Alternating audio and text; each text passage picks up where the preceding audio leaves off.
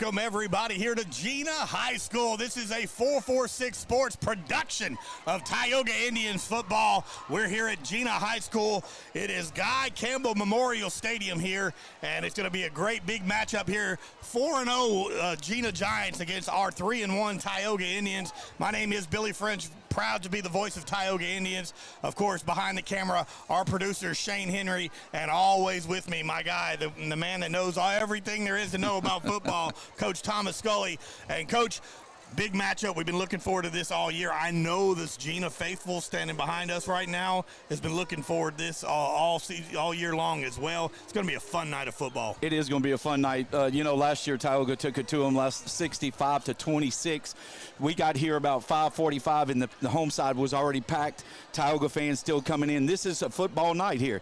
Doesn't get any better than this. The end zone's packed with tailgating from Gina's side on both sides of each end zone, and it's going to be a super night. Gina's coming in with a high-powered offense, a young defense. Tioga's coming in with a high-powered offense and a very good defense. Absolutely. Again, Gina comes in 4-0 on the season. They defeat Mangum, Menard, St. Fred out of Monroe, and Winfield last week. Of course, your Tioga Indians lose the first game against the defending state champion Sterlington Panthers, and then have won 3 straight here by dominating fashion again, and had the lead in that Sterlington game in the fourth quarter as well. So these two teams are going to have a good time. It's always a good game. We always schedule Gina every season, and it makes both teams better by playing such a big game early in the season. And Coach Rourke from Gina, his 14th season here, he's going to have his guys ready to go. He's got that two-headed monster in Hatcher and Williams.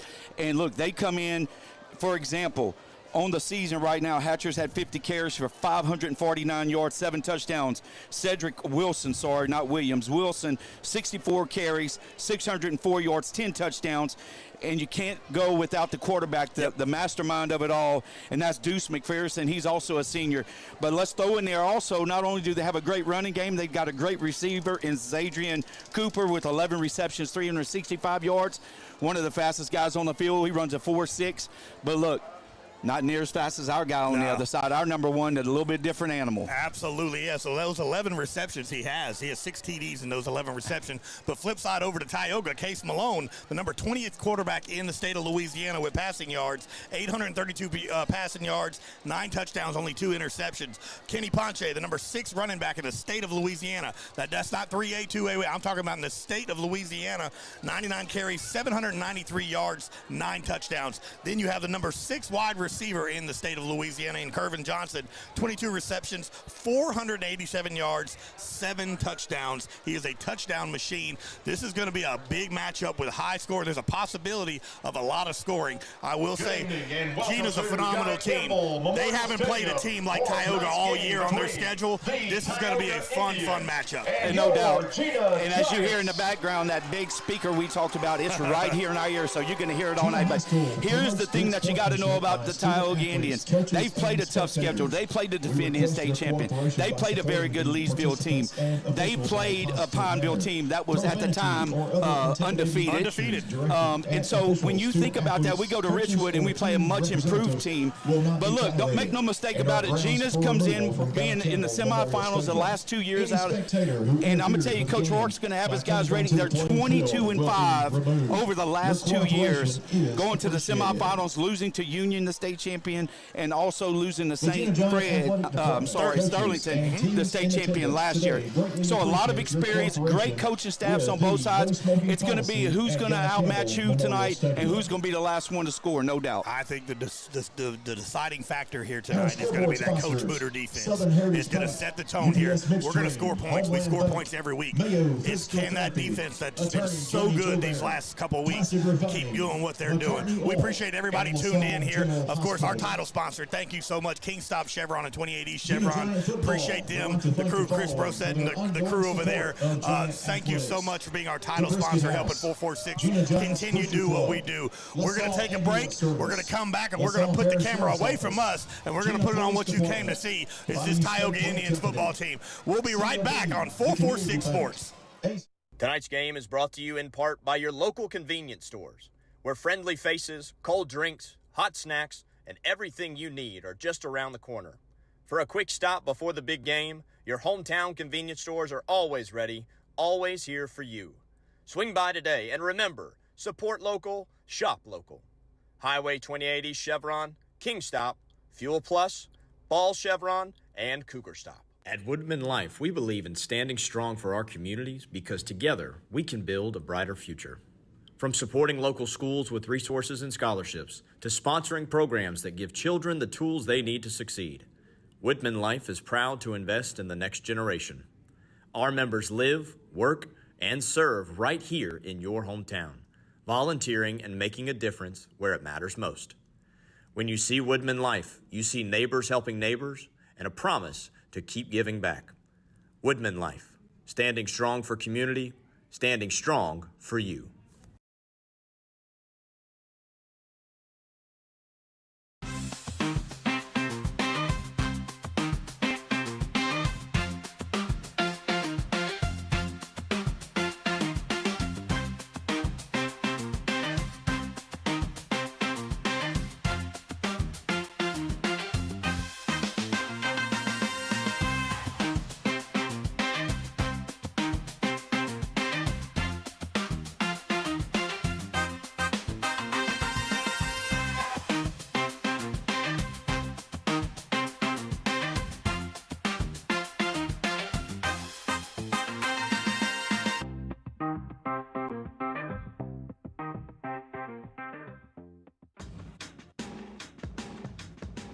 Now's the time to get a great deal on select Kubota equipment.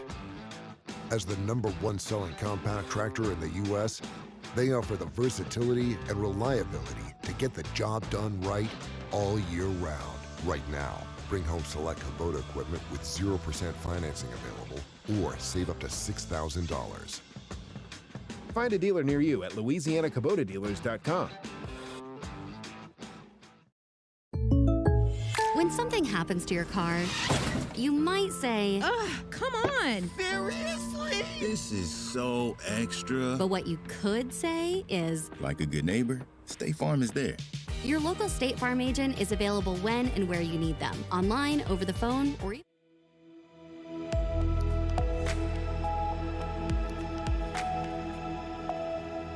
Welcome back, everybody, as we're getting ready about 11 minutes before kickoff between the Gina Giants and your Tioga Indians. As you can see, your Tioga Indians getting ready to come out of the tunnel. So I guess we could say here at a beautiful stadium here, Guy Campbell Memorial Stadium here in Gina, Louisiana. And this place is absolutely packed to the brim here on this home side. We're looking out on the Tioga side. It's starting to fill up as well. So appreciate everybody tuning in. Again, we are brought to you by King Stop Chevron and 2080 Chevron, proud title sponsors of Tioga football on 446 Sports. Again, as we're about ready to get kicking off here, we're going to turn it over to Coach Scully. He's going to give us our starters here tonight for both Tioga and Gina. Take it away, Coach. Thank you, Billy. For the Gina Giants offensively, we've spoke about them already. Quarterback Deuce McPherson, number 9. Both running back, number 5, Cedric Wilson, and number 10, Daniel Hatcher. Wide receiver, number 1, Zadrian Cooper. Center, number 52, Luke Smith. Right guard, number 60, Malik Wilson. At right tackle will be Zy Harrison, number 74. At tight end will be number 27, Deshaun Stewart. At left guard, number 51, Cruz Humphrey. And at left tackle, number 62, Levi Harmony will be his name, sorry. On defensive side for the Gina Giants, number 78, William Stevens. At defensive end, number 55, Nolan Williams. The 4 linebackers that anchor this 3-4 defense, number 30, Jacob Brown. Number 2, Kason Dean. Number 3, Cal Parker. And number 8, Brian Evans. In the secondary, cornerbacks, number 4, Jonas Jenkins, and number 6, Xavier Brown. At safeties, number 11, Keenan Jones, and number 12, Britton Jones. For your Tioga Indians, at quarterback, number 17, Case Malone. At running back, number 21, Kenny Ponche. At center, number 55, Tucker Landry. Right guard, number 51, Hayden Laborde. At right tackle, Narada Roy, number 65. At left guard, number 70, Maxwell Bayard. At left tackle, number 74, Mario Jacobs. In the slot for the Indians, number 19, Christian Isles. At the wide receiver, one wide receiver, number 10, Angelo Shelton, and number 1, Kervin Johnson. For that defense, at starting on the front, number 87, Wesley Sherman. Number 15, A.J. Adams. Number 93, Chase Thomas, and number 69, Terry Fogelman. Middle linebacker, number 22, Cohen Henry. Right backer, number 14, Bryson Fall. And at the sandbacker, number 21, Kenny Ponche. At left corner, Karlinski Lloyd, number 6. And at right corner, number 4, Kentrell Bates. Your safeties tonight, number 8, Jackson Tarver, and number 1, Kervin Johnson. That's your starting lineups for your Gina Giants and your Tioga Indians. Yeah, we are about 7 minutes and 50 seconds left before we get ready to kick off a absolute beautiful stadium. As you can hear that speaker that's right here by us. So hopefully you can still hear what we're saying as the Gina Giants get ready to come out of their tunnel and get this place pumped up. I love the excitement. I enjoy it. I just hope we can close it out here and make it quiet a little bit here in second half. As, of course, we're Gina Giant fans every time except for when they play us here at Tyogga. Great program, great coaches, great atmosphere. This is what high school football is all about. The Gina Giants are getting ready to come out as they're packing the house here. You can see the fans on their feet as we're 7 minutes from kickoff here. Again, we thank everybody tuned in. Stay tuned after the game. We're also going to have our Southern Air Cool Play of the Game, our 446Sports Player of the Game, and, of course, our Express Employment Professionals Lineman of the Game. So stay tuned as we're going to go ahead and turn off our mics and let you see what's going on the field. We'll get ready for the prayer, the national anthem, and then we'll come on back here with ready for the coin flip. Again, this is 446 Sports production of Tioga Indians Football. We'll be right back.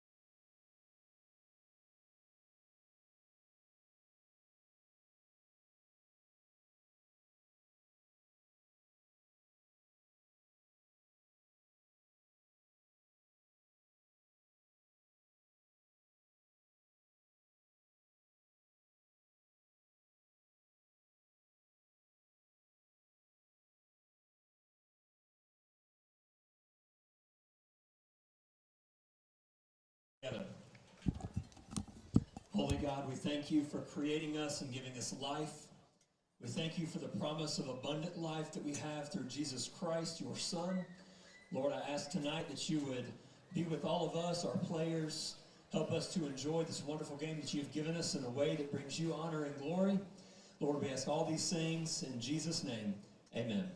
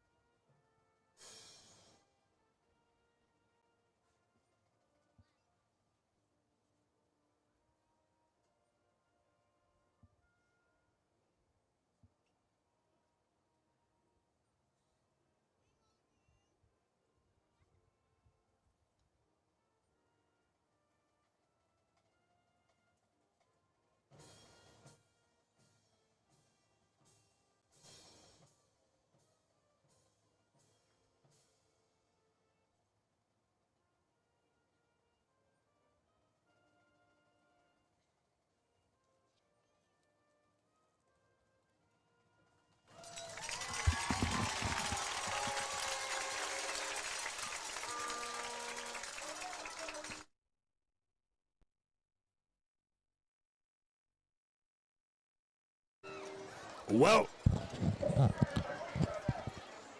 welcome back, everybody. Here as we're about getting ready for kickoff here at Guy Campbell Memorial Stadium here in Gina, Louisiana. Number 52. We got our captains there. Number 3, Cole Parker. Number 5, Cedric Wilson. Number 78, that's William Stevens. And number 52, that's Luke Smith. And, of course, for your Tioga Indians, that's the Javion champion. And let's see who else is out there for Tioga. That's Chase Thomas. Chase Thomas out there for the Tioga Indians as we're getting ready for the coin flip. Appreciate everybody tuning in here on 446 Sports. Proud supporters of Tioga Indian Football. We are upstairs above the press box. Beautiful breeze. This is a great night of football, man, and I am super ready for this Tioga Indians offense and defense to show up and show out. Just a great small town football game. And this, if you love the game, if you love the atmosphere, this is the atmosphere you want to be in. I've always heard about it. My first trip here to Gina, and what an amazing setup. They've got a beautiful field. They do an excellent job of painting. The community bank here, the local bank here supports them and paints this field for them, so it's unbelievable. And guess who's getting the ball? Absolutely. So Gina wins the coin toss, elects to defer to the second half. Ladies and gentlemen, boys and girls, football fans across central Louisiana, now is the moment you've all been waiting for. It is game time. Your Tioga Indians taking on the Gina Giants here, 4-0 versus 3-1, and this is the game we've all been waiting for. It might not be the KLB TV game of the week, but it sure is Sinlob Prep's game of the week, and it's Tioga's game of the week here as we're ready for kickoff here between Tioga and Gina. And I can't wait to see if they're going to kick it to Curvin, or let's see if they've done some scouting and give it away and maybe go to Tarver, Jackson Tarver or Karlinski Lloyd. Well, it doesn't matter who they kick it to, but I can tell you this. We've had a lot of success. Coach Tripp Prestige and that special teams, we always talk about that third phase of the game. He has done an unbelievable job to all year long with the special teams. So, again, the little bit of scouting that I've done over the week as we prepare for this game, they don't kick it deep, and I don't think he's going to kick it deep. He's going to kick it to the up man. Jackson Tarver, it's going to be to Jackson Tarver, and we're going to see what Jackson can do with the ball and what these Indians can do with the ball in the first possession of the game. Xavier Brown is the kicker for kickoff for Gina, as here he goes, and we are underway here, and it will go to Curvin Johnson at the 10-yard. Curvin cuts back up, and good coverage by Gina, but whoa, Curvin, what a block right there. My goodness, Curvin Johnson to the 45, and drug and out of bounds all the way on the Gina side of the 45, but there has to be a flag thrown because one of our guys, Karlinski Lloyd, got hit straight in the back on this side and no flag. Not only did he get hit straight in the back, Curvin Johnson got hit out of bounds, but look, a lot of energy. Field position already. Yep, a lot of energy, and we talked about that special teams making it happen. So let's see as Case comes out with this high explosive offense. All we know is that Gina has a very young defense, according to Coach Rourke and the comments he made about his team. They traditional 3-4, so we'll see what they come out in if they don't come out in a different type of wrinkle. Here we go, 3 receivers at the top now, and that's going to be Curvin Johnson in motion. Case Malone is your quarterback with Kenny Ponche to his left. Curvin comes all the way down, still single coverage right here at the bottom of your screen here. And there's Case looking for Curvin, and he's got a man, and there's going to safety help over the top. And thrown just a little underthrown as safety help comes over and incomplete. I was curious to see if they were going to leave that single coverage on the bottom of your screen. Well, we went to the thread. We got him outside the numbers, and that guy tried to stay on the hash. Again, a disciplined team like Gina is going to be, they're going to keep their safety in the box as long as they can, and at the last minute they're going to bail. Here we go, 2nd down and 10 now for the Indians. Again, 2 receivers now. That's going to be Angelo Shelton and Christian Isles. They hand it off to Kenny Ponche. Kenny finds a great hole. Kenny Ponche keeps carrying it, picks up 12 yards, and that carry by Kenny Ponche is enough for a Tioga first down. Great job right there by Jacobs and Bayard. He got right behind that big left side of that offensive line, picked up 10 big yards right there to move the chains. Another first down for the Indians. Here we go, same formation for Tioga. Case again hands it off to Kenny. Kenny cuts to the right, been back up to the middle. This time only a pickup of 2 yards, but a good Again, I love that up-tempo right here by the Tioga Indians, trying to make something happen quick. Well, Coach talked about it in the show last night, and Coach Landry also talked about it. Going to pick up the tempo a little bit here and trying to get Gina on their heels. But, again, when you got Tarver Landry in the game and you're running by him, that's like another offensive lineman there. Here we go. 2 receivers here. And that's handoff to Kenny Ponche. Kenny comes right up the middle, following that big blocker, that big offensive line for Tyogga. And a good job. That's trying to see who that was. I think it was Tucker Landry. Yep. Yeah, he kind of followed right behind Tucker there in there, picked up another couple yards. It's going to bring up a 3rd and manageable here for Tyogga. Yeah, Landry, Laborde, and Roy right there. He got right behind them and 4 huge yards. Hey, we need 3 right here to convert this 3rd and 4. Let's see what we do right here with this offense. Watch Case Malone roll out to the right side. He could take it himself if he doesn't want to, and he does. He hands it off to Kenny. Kenny hit immediately, loss of about 2 yards. And let's see what Coach Landry and that Tyogga offense does here deep in Gina territory. Well, they called a blitz off on this edge. They overloaded the right side, or at the bottom of our screen. They overloaded it, and they blitzed 2 guys off the edge and met Kenny right at the handoff. But, hey, look, it's a chess match game right now, 4th and 6. I can tell you right now, I know who they're going to get the ball to, but let's see what happens. What's Gina going to do? Yeah, this is prime position here for Tarver Landry or Christian Isles to make something happen here. 2 receivers at the top. That's Christian Isles and Kervin Johnson. Case drops back. He's looking to throw. He's hit as he throws. And incomplete. And a good defensive stop by the Gina Giants forces a turnover on downs. We'll keep it here as well. This place is rocking here as the first series.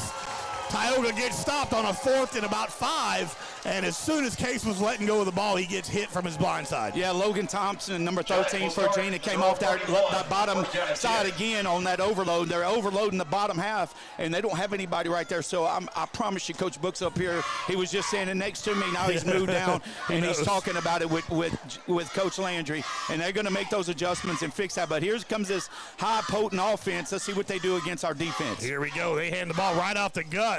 And Sajavion Champion's right there on that end. Sajavion Champion, we're going to be calling his name quite a bit here tonight for Sajavion, and Trayshawn Fisher also in on the tackle for Tyogga. Yeah, Coach Mooter told me we'd have a little wrinkle, and you saw right out the jump, a 5-man front, and they handed that ball off to Wilson right there for the Gina Giants to pick up 4 yards right there to make it 2nd and 6. Kervin just following number 1.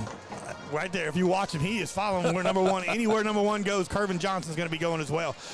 Again, they hand it off to that left side. This time, that Tyogga defensive front. Again, that's Tarver Landry and Sajavion Champion. Again, and Cohen Henry mixed in there as well, and that's going to be a no gain and going to bring up 3rd down now for the Gina Giants. Well, I can tell you our defensive front, as far as size, is going to be much bigger than Gina. Gina's got a number 74 in there, and that young man, he's a big boy. Zy Harrison is their biggest guy that they've got. He's a little over 300 pounds. But I can tell you, you're running a 5-man front, and you talk about 5 strong, grown men up in there fighting right now. I love it. Look, Kervin is in the front of it, and wherever one goes, he's going. That's my guy. Wherever he goes, look, he's following him in the huddle too. That's right. And they're going to drop back to throw, and they throw it over the middle, and overthrown. Good coverage right there by Jackson Tarver. It's going to bring up 4th down, and let's see what the Gina Giants do early in this ballgame. Well, I can tell you the goal tonight was to make them throw the ball, and that's exactly what happened. Deuce McPherson and Gina, they're not a typical passing team, so it looks like they're going to come and punt. Number 4 is coming back into the game, and that's Jonas Jenkins, the punter and the kicker. Or no, actually the punter only, and our man Tarver back there deep. Yeah, here we go. He's at the 35-yard line. He's had a phenomenal season in the punt return, his flip field position so many times for your Tioga Indians, and they're going to swap it over here. Tioga doesn't bite. Trying to get that hard count. Tioga doesn't bite. Looks like they're going to try to get a timeout. Yeah, they were trying to get him, so they're going to waste a timeout early on here, but Tyogga defensive front. We'll keep it here as well. So, again, a big blitz right there for the Gina Giants to force the turnover on downs by Tyogga, but we're able to move the ball a little bit. Kenny Ponche was able to find a few holes here, so this is the 2nd game in a row that we do not score on the first opening possession of the ball game. However, defense looks pretty good so far, bud. Not only do they look good, but our offense has energy. And look, I told you it's going to be a chess match. Hey, Gina, they might be young on defense like Coach Rourke said, but they come to play. I'm telling you, when you get beat as bad as they got beat last year by these Tioga Indians, they're here. They're playing with a little chip on their shoulder. So, again, you got to see what happens this series. And I promise you, Coach Landry has made some adjustments to that offensive staff, and we'll see what we do this series. Again, you got to realize the two guys that we're playing against, they had almost 3,000 yards rushing last year, these two guys. Yep. And not only did these two guys have that much, a few years ago their brothers were running backs at the same time, and they had the same. So you're talking about a long history of brotherhood at the running back position for Gina. Family lineage there is a high snap, but he comes up underneath it, and a kick, low kick, not the best, but it's going to get a Gina bounce, and Tioga's just going to stay away from it. It's going to roll down to about that 30-yard line. So we're going to take a quick break right here. We're scoreless here in the first quarter. 8:09 left in the first quarter. 0-0. We'll be right back on 446 Sports. Yeah, so what happened out there tonight? We struck out at home with leftovers, then we remembered walk-ons. What effect did the situation have? Spirit soared. Nick took on a burger. Jen obliterated.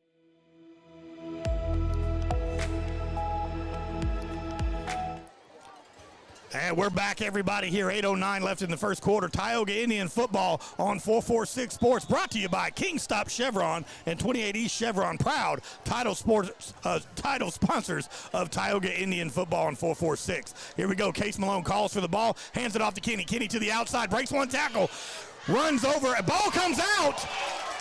Kenny fumbles, picked up by Gina, and Gina picks it up and goes out of bounds. And Gina's going to be in great field position here as the first fumble and first turnover of the night goes to the Tioga offense. Yeah, that was a great play call right there by Coach Landry. They tried to get outside, but again, a little strip right there by Gina. And for Gina, number 24, Jesse Love comes up with that recovery. And he gives Gina great field position at Tioga's own 18-yard line, 1st and 10. Here we go. So that Tioga defense that was so good there on that first possession here gets to come right back out onto the field here. And again, Kervin Johnson and Jackson Tarver lined up with the two wide receivers. They're going to hand the ball off right up the middle. And that big defensive front. And Sajavion Champion already making a big push on that defensive line. Great job by Sajavion and Cohen to get in there. And also, it looks like second down, 6. Case has moved over to Case stayed on the right side. I'm trying to see who is right next to Sajavion. I can't see. Wesley Sherman over there. Yeah, Wesley Sherman's going to be on that That's side who it with Sajavion Champion. Here we go, Gina in that power formation there. Handed off to the fullback. Fullback's hit immediately, and there goes the help from Tioga. And we're going to have a hard time calling out who makes tackles tonight because it's about 15 people all up in that pile. It's going to bring up 3rd down now. Again, as long as they're not pushing us and we're pushing them, we're stalemating at the line of scrimmage. What I like the fact that they stopped the progress of play and blew the whistle. So here lately in games, you've been seeing them let them drive, pick up 3 yards there. The officials are right on the whistles, and this is an Alexandria crew. Yeah, Sam Forrester, White Hat, very good crew here in the Alexandria area. Yep, so we got 3rd and 4 here. Big play right here for the Tioga Indians. 2 receivers for Gina at the bottom of your screen, and they're looking to throw, and they got a man over the middle. Incomplete. Intended for number 7. That was Adrian Sharp, but in and out of the hands is going to bring up 4th down for Gina. Huge play right there by Tarver. He ran a little slant on him, and Tarver just at the last minute took his knees out of it. It was a little thrown behind by McPherson, but a great job by Tarver to close the gap on that slant that he ran in the end zone. Here we go. Big play. 4th down here. See if this Tioga defense could make a huge stop after the turnover, after the fumble by Kenny Ponche, who doesn't. That is not a normal situation there for the Indians. Let's see if this Tioga defense can make a stop. It's 4th and about 4 now for the Gina Giants. And they drop back to throw again. Pass to the outside. And a beautiful tackle. And falls just short of the end zone. Tackle made by Rose. It's going to be 1st and goal to go now for Gina. A little bubble call right there by Gina. They ran a little bubble. They ran a slant with Sajavion, and they had number 7 come out in the flats. And all Kervin could do was relay back and try to fall back in on the play. Tarver keeps him from scoring, but they got first and goal for the Gina Giants here early in the first quarter. Sharp with the reception for Gina. Here we go, 6 minutes, 17 seconds left here, and they hand the ball off right up the middle, and still no signal. Looks to be short again, so no gain for the Gina Giants. I wonder if they got the tush push in play. I'm telling, we got it. I know that. We can use it. Case Malone has mastered that. Second down. Here we go, second and goal to go here for the Gina Giants. Ball spotted at the 1 yard line. 0-0 ball game here with 5:52 left in the opening quarter. And the fumble by Kenny Ponche has got Gina in great field position after the defense shut them down on that first possession. And let's see you again. There's Curvin following number 1, Zadarian Cooper. And they hand it off right up the gut again. And still no signal. And normally if it's that bit late of a signal, they're not going to give it to him. So brings up third and goal to go now for Tioga's defense trying to make a stop.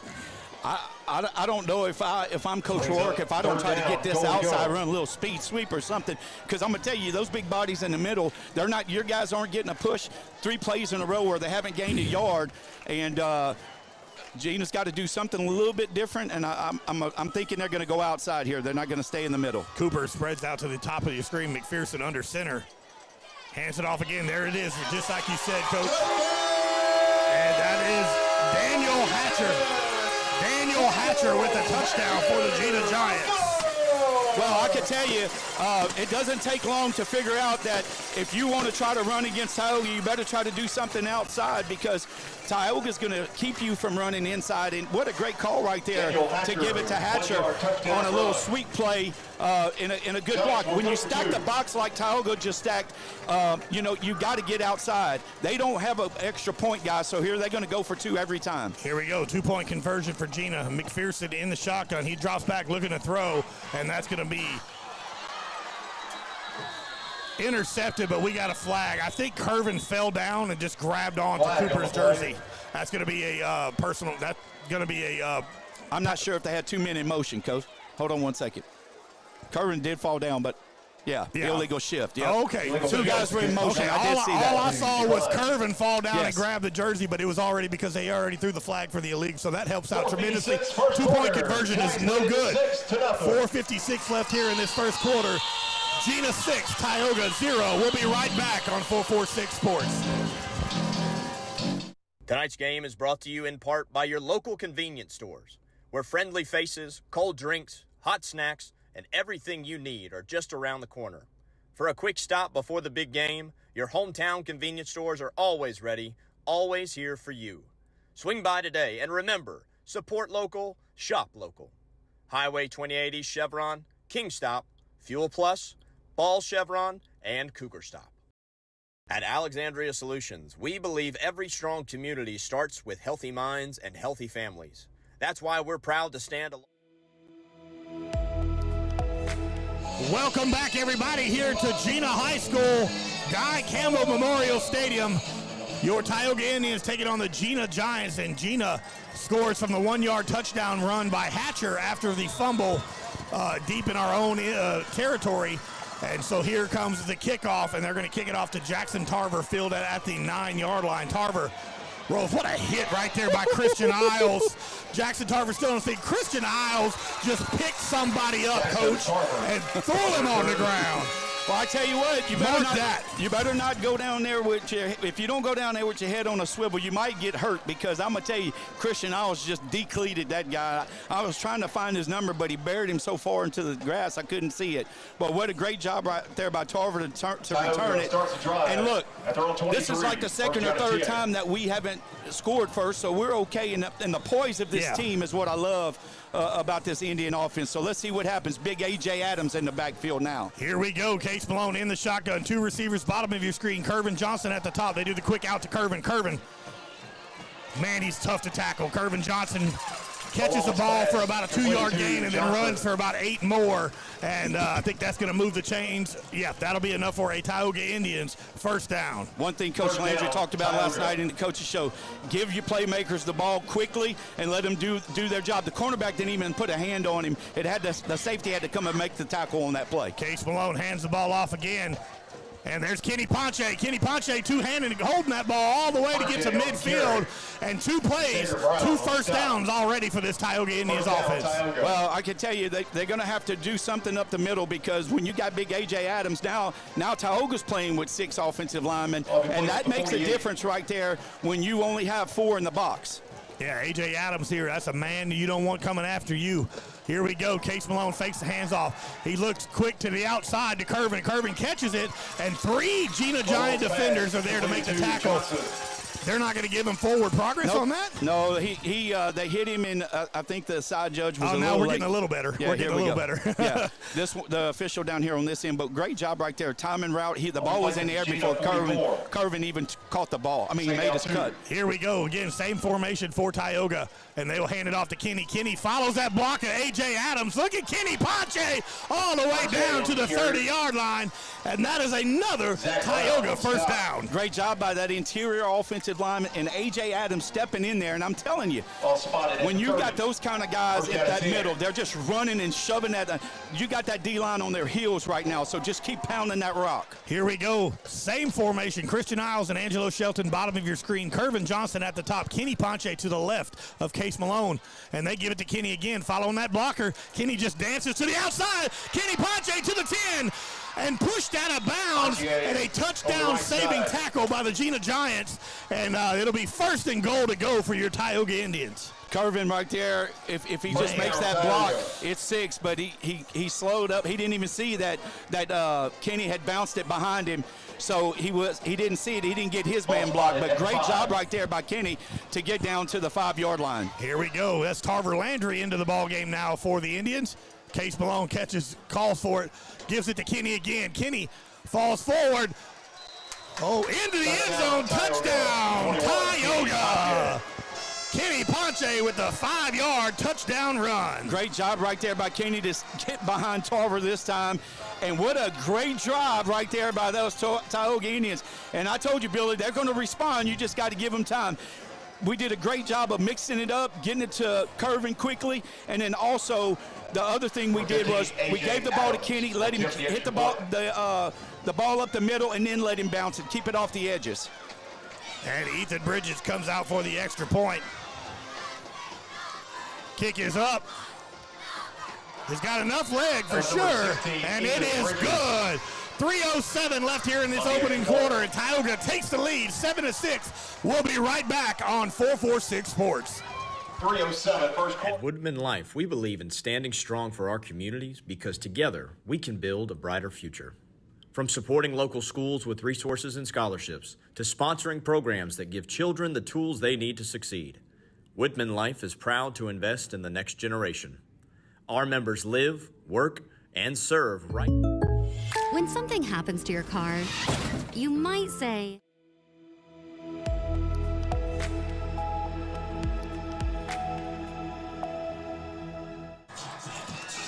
welcome back, everybody. 3:07 left in the opening quarter. Tioga tacks on the touchdown by the 5-yard touchdown run by Kenny Ponche.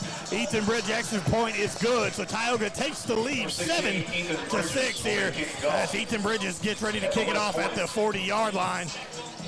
And this place is packed, and you got Coach Scully over here dancing. This place is rocking, man. This is high school football, buddy, at its absolute best. I don't, even though we're up here, and I like being up here, I ain't gonna lie. Oh. I love the atmosphere. The people here are phenomenal. Of course, the Gina folks are awesome. We went over and ate barbecue here at the famous Brisket House as Ethan Bridges kind of pooch kicks it over there, and his ball fumble on the ground.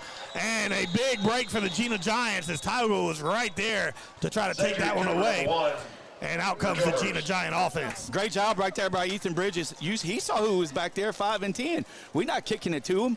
I mean, hey, kick it up, kick it short, and kick it to their guy number 1. And look, they kicked it away from 1 also. So great job right there. Hey, give it to Gina all night long right there at the 28-yard line to start that drive. But I'm going to tell you, this place right here, you got to tip your hats to Gina, the community of Gina.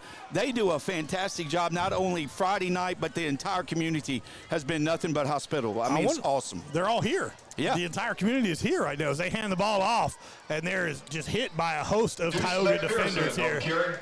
McPherson keeps it himself this time. And you've got a couple of Tioga Indians in on the tackle, of course. I seen Fisher come out of there. I seen Tarver jump in there. And, of course, the big guys up front, they're the ones that's at the ankles and in the trenches right there making that tackle. Yeah, busted play right there by McPherson. He was still able to pick up 4 yards because we're going the direction of the two backs and the direction they're going. They run a base block. They'll run a trap with you. Gina loves their inside trap, but they're going to try to double team you to the backer. And that's why we got a 7-1 box right here. Bust that up. How about that? And they just constantly ripping at the ball right there. You seen Rose was there making the tackle, and then about 2 Tioga defenders were in there trying to strip that ball away, and that's just team tackling. It's going to bring up 3rd and 3 now for the Gina Giants. Hey, that's 7-1. Actually, it's called a 6-1 diamond, but I think they put 7 in the box and left Cohen in there in the middle by himself. It looks like they're going to try to do it again when you don't have a high safety, and now it looks like we're going to go back to a 6-1. And they hand the ball off again to the right side, and they're met by a host of Tioga defenders, but just falls forward enough for the first down. That'll move the chains. Yeah, great job right there by Hatcher to fall forward to get that first down. But great job right there by Joe Rose to stick his head in there. Hey, look, you're talking about 2 running backs, 5 and 10, Hatcher and Wilson, over 200 pounds. Joe Rose don't weigh no 200 pounds, but I'm telling you right now, that young man ain't afraid to hit you either. Absolutely. So, again, they do get a first down, but it's not big plays. It's a methodical moving down the field, about 3 to 4 yards per carry here. Here we go. Hand the ball off again to that right side, and he's breaking tackles. And that looks like Cohen Henry with the tackle for Tyogga. Also in on the tackle for Tyogga. Number 14, that's Bryson Fall. So Henry and Fall in on the tackle, those 2 linebackers. It's going to bring up 2nd and short. Yeah, Hatcher hit that one hard right there. Had a little overbalance. They're going to get in an unbalance sometimes. Sometimes they'll get in 2 tight end set. They're going to mix it up. Their bread and butter, though, is that split back. If you've ever seen that split back veer, that's what they love, and they try to hit that dive until one of their guys going to bust it up the middle and hit their head on the end zone goal post. Here we go. 2 receivers at top again. They hand the ball off to the right side. Look at Javion Champion. He was there when the ball was handed off to the running back. Great job by Javion Champion. They only needed 2 yards. They got 3, but don't be surprised if they don't let McPherson keep it right here. Javion he's got the dive man, but the backer, Joe Rose, has got to get the quarterback right here, so don't be surprised he don't keep it. First down now for Gina at that carry of 2 yards, but just enough for a first down here. Ball spotted at the 49-yard line. Gina 1st and 10 here with 20 seconds left. This probably will be the last play of this first quarter. Tioga on top 7-6, and they hand it off to just that wide stuff, and look at Rose. They're there. Daniel Hatcher on the carry. Stiff arm by number 10 there. He did a good job on getting Joe Rose out of the way.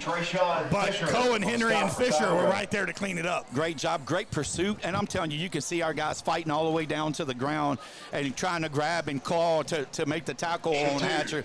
You just got to get a hand onto him. You're not going to one-on-one tackle these guys, so you got to gang tackle them. So great job right there as the quarter is about to come to an end. I think. Well, actually, they went out of bounds. He went out of bounds, yeah. Gotcha. So stopped with 10 seconds left here. So this maybe will be the final play of the first quarter. But 2 receivers at top again, and they're looking just to keep handing it off to that. There's that man, that up man. On his feet, falls forward to the 45. And a pickup of a couple yards to bring up 3rd and short, and that is going to be the end of the first quarter here. Your score on 446 Sports is Tyogga 7, Gina 6. We'll be right back on 446 Sports.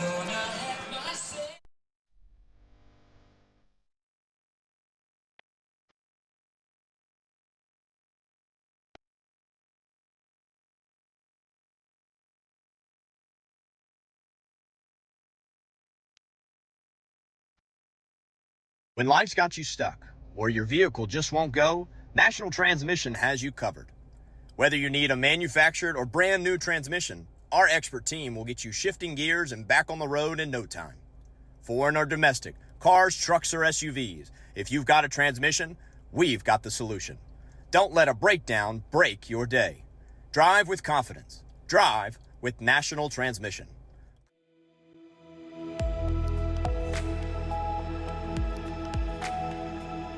Welcome back, everybody, as we start the second quarter. I don't know who the DJ is here, but he's killing it tonight. He's doing a phenomenal job. A little Queen in the background, and we don't own the rights to this music, by the way. So don't try to shut us down. Yeah. Don't stop us now. Here we go. 3rd and about 5 to 6 yards for the Gina Giants. And again, 7-6, Tyogga on top of Gina here at beautiful Guy Campbell Memorial Stadium here in Gina High School. There's that quick handoff, and he falls forward. Handoff goes to Wilson. It's going to bring up 4th and about a yard. Well, here's the thing. Gina does a great job of driving the sled, is what we used to call it. They'll get on. It's like taking 2x12s, and you're just going to drive your guy straight in a line. And what you want that back to do is get right behind you, and that's what he's doing. So it's really tough for our linebackers to get in front of that train that's going right there. So they're actually coming around the sides of them and trying to bring them down. It's 4th and 1 right here. 4th and short. They're going to hand it off. He gets the first down, falls forward about 1 yard ahead. Hatcher with the carry brings up first down here, and now they're going to spot that ball right around that 39-yard line. And again, they're not getting a whole lot, but 3 to 4 yards per clip will keep that defense on the field. It'll keep the chains moving. And again, going back to that, so you have an option here. You either are going to press them up and you're going to lock them as a defensive guy, or you're going to cut them and create a pile. So I know Coach Mooter's going to make some adjustments with his guys, but right now it's just toe for toe right there in the middle. Here we go. Again, same play. They hand it right off, thinking it's going to go to 10. It goes to Wilson, and he picks up about 4 to 5 yards. Ball's at the 35-yard line. It'll be 2nd and 5. Nice little trap play right there, and it looked like Wilson with the carrier, but what a great job right there by that offensive line of Gina. Just doing enough to get in front of them and slow down that defensive line. It ain't nothing fancy. It's nothing, no flash by any means. You're not as high-powered as this Tyogga offense is, where they can score throwing or passing. But it'll wear some people down as this time they go to the outside. That looks to be a holding, but no call. Cedric Wilson over the left side. Bryson Fall was being held on the outside. No flag thrown, though. So, there is a flag now. I see it. Looks like it's going to be a personal foul called by the back judge. I'm not sure who he's going to call it on, though. Hopefully it's not on Tyogga. It's face mask against Tyogga. They missed the holding, but they got the face mask there. It looked like, it kept Bryson from making that tackle, but no call. So it'll bring up a first down for the Gina Giants.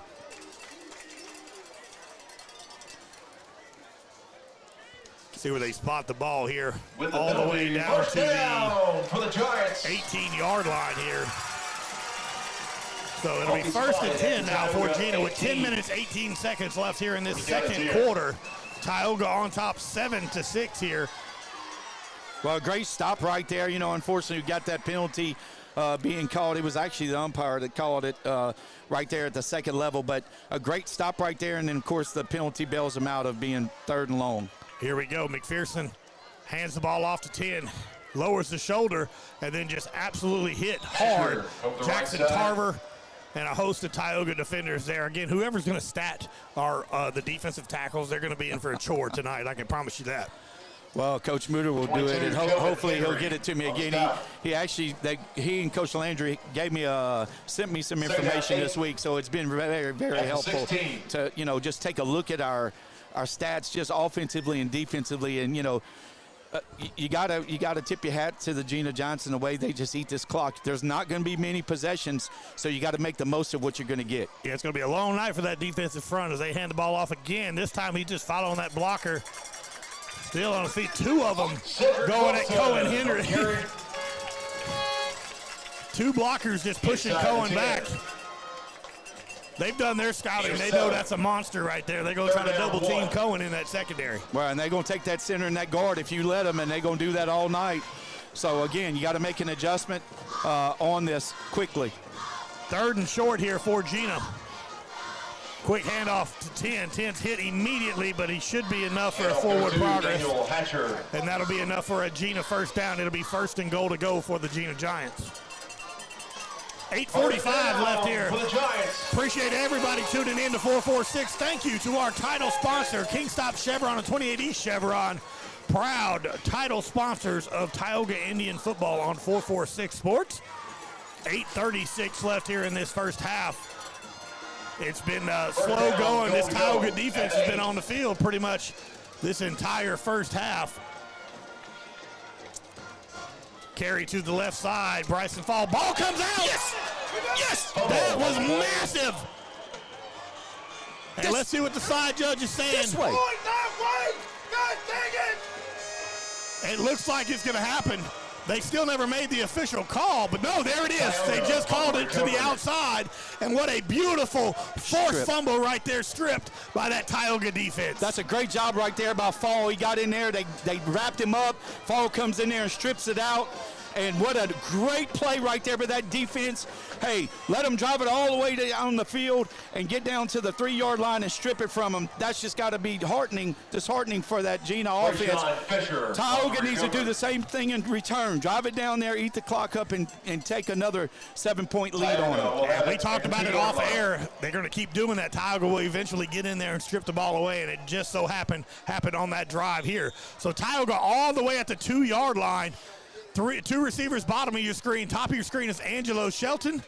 Case Malone calls for the ball. He hands it off to Kenny Ponche. Kenny's got some room to the outside, back into the inside. Kenny Ponche runs all the way to the 15 yards, and that is a 13-yard carry for Kenny Ponche. Great job right there by Kenny once again, getting behind that offensive line and cutting back inside. You got Fall in there at the H-back right now, giving those other guys a breather. That's the third H-back we've seen. We've seen Tarver Landry, we've seen A.J. Adams, and now you got Fall in there.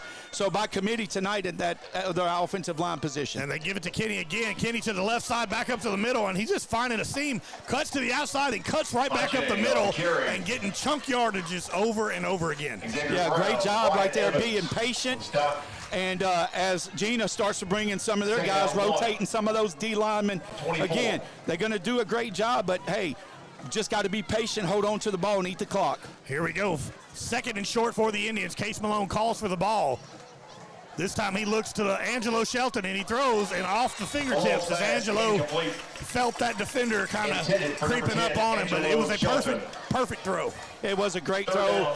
Hit Angelo right in the hands, but again, one of those things, you know, he's going to come right back to him. We've seen that before. You just keep coming back to him. He's going to make a big-time play for us. Here we go, 3rd and short here. Giant fans. I wouldn't be surprised right here to see a Case Malone quarterback keeper or a Kenny Ponche handoff here to get this first down. Ball spotted at the 24-yard line. Just need to get to the 25. So 3rd and 1 here for the Indians. Well, you can believe they're going to bring some pressure from the outside. Here we go. Case calls it off. He looks to throw again. This time Christian gets it, falls forward. Good cutback by Christian Isles. Gets all the way to the 32-yard line. And that catch by Christian Isles will be enough for a Tioga first down. Great play call right there by Coach Landry. Again, the blitz coming off the edge, and we had pulling guards and tackle. They do a little play-action pass, throw it back to Isles, picks up a huge first down, keeps the chains moving and the clock running. That's all night long, too, with those quick outs right there as they hand this one off to Kenny. Kenny hit by the big fella up the middle, and a big loss on the play. And that tackle made by number 40, Cannon Joy, with the tackle for Gina, and a loss of about 4 yards. Cannon Joy coming right there where the guard pulled, and he just got in right behind it. And, you know, if you're an offensive lineman and you're covered up, you got to take your man, and Tucker couldn't get blocked back, and he did a great job of just reading the pulling guard right there. Here we go. 2 receivers at the bottom of your screen. That's Christian Isles and Kervin Johnson, and it looks to be Angelo Shelton at the top. Kenny Ponche just to the left. That's Bryson Fall in that tight end spot for Tyogga. And they pick up the blitz. Case Malone throws it. Christian Isles just out of the reach, but he had him. But what a great job right there by Bryson Fall to pick up that blitz that was coming to hit Case Malone right in the mouth. Yeah, that was a great job by Fall. A great ball thrown to Christian. Christian just went too deep across the field. If he stays on the hash mark right there, he just throws it right to him. But hey, tough pass play right here. Big 3rd down. Can't turn the ball over right here. Here we go. 3rd down now and long for the Tioga Indians. As you can hear them speakers rattling here at Guy Campbell Memorial Stadium. 2 receivers bottom of your screen. This time it's Shelton and Kervin Johnson. Christian Isles in that tight end spot. Case Malone looks to throw, and he does. He's over the top. He's got a man, Kervin Johnson. Kervin all the way down to the 15-yard line. And a beautiful throw by Case Malone to Kervin Johnson. Woo! all night long, baby. Unbelievable throw and catch by 17-1. We've seen it all year long. What a huge conversion right there. 3rd and 16. Kervin Johnson just ran right under it. And sorry I had to holler in the mic, but what a beautiful throw and catch right there. All the way down to the 15-yard line here. 1st and 10 now for the Indians. Here we go, same formation here. That's Angelo and Christian, and there's that handoff to Kenny Ponche. And a good, big, same guy, Joy, is getting some pressure in the backfield. Yeah, same play, same result on that counter, and I know we're going to get that fixed here real quick. I have a feeling. Yeah, that reception from Malone to Kervin Johnson was for about 65 yards. 2nd down, 12. Unofficially there. I didn't get to see exactly where the ball was spotted at here, but heck of a play right there. So it's going to bring up 2nd and 10 for the Indians. And again, this time Kenny finds a little seam, goes forward, gets back to about the line of scrimmage. It's going to bring up 3rd and about 9 for the Indians. Yeah, great job right there by that Gina defensive line, just keeping him from getting his wheels going forward. Back to the original line of scrimmage. Now, it's actually 3rd and 9. He picked up 3 right there. Again, got to continue to drive the field. And look, got to convert right here or get the 3 points. Yeah, thank God we have that awesome kicker that if you can get inside that 20. Here we go. 3rd and 9 now for the Indians. Kenny Ponche to the left to Case Malone. Case drops back up, throws it over the middle. He's got a man just overthrown, but almost caught by Angelo Shelton. It looked like it was intended for Christian Isles off the fingertips. And let's see what Tioga decides to do here on 4th and 9. What a great route concept. It was a smash route and just overthrew Christian just a little bit. He was open, but just overthrew him a little bit. Looks like Ethan's going to come in to try to kick a field goal right here. Ball spotted at that 15-yard line here as Ethan Bridges gets ready. Ethan Bridges to kick this. The field goal. Looks to be about a 27-yard field goal here for Ethan Bridges. Christian Isles is the holder here. High snap, but good, cold kick looks to be beautiful, and it is. Ethan Bridges with the beautiful 27-yard field goal, and Tioga extends their lead 10-6. 4:35 left in the second quarter. We'll be right back on 446 Sports. Yeah, so what happened out there tonight? We struck out at home with leftovers, then we remembered walk-ons. What effect did the situation have? Spirit soared. Nick took on a burger. Jen obliterated her ribeye po' boy. And speaking of spirits, Laura even scored a real tasty cocktail. She needed that. Any lessons learned today? Yeah. Head straight to walk-ons. Scratch-made dishes, wall-to-wall TVs, craft beers, and cocktails. Walk-ons for the win.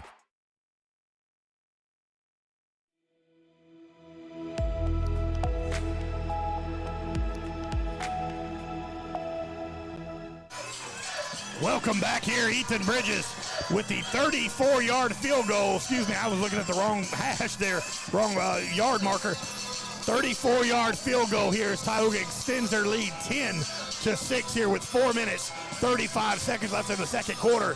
Tioga got the ball first, so Gina will get it to start the second half. As Ethan Bridges, what a weapon, man. What a weapon to have in the special teams. Absolutely, and you know, here's the thing. We had a 65-yard pass reception to convert a huge 3rd down and wasn't able to get the 6 points. But if you can get any points, that's what you got to do in a game like this at this high stake of a game. Yeah, especially when you steal a possession like that all the way back at that 1-yard line. And he's full speed. There's the big fella, number 10.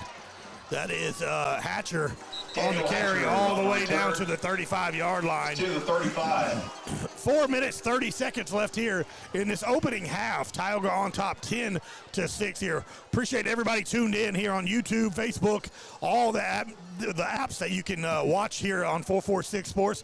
We always say the best one to watch is YouTube. 35. You can rewind it and fast forward it and all that kind of stuff, and it's there for free. So, don't forget, please go and hit like and subscribe. Doesn't cost you anything, but it helps us get our name out there and gets more people to watch 446 Sports here.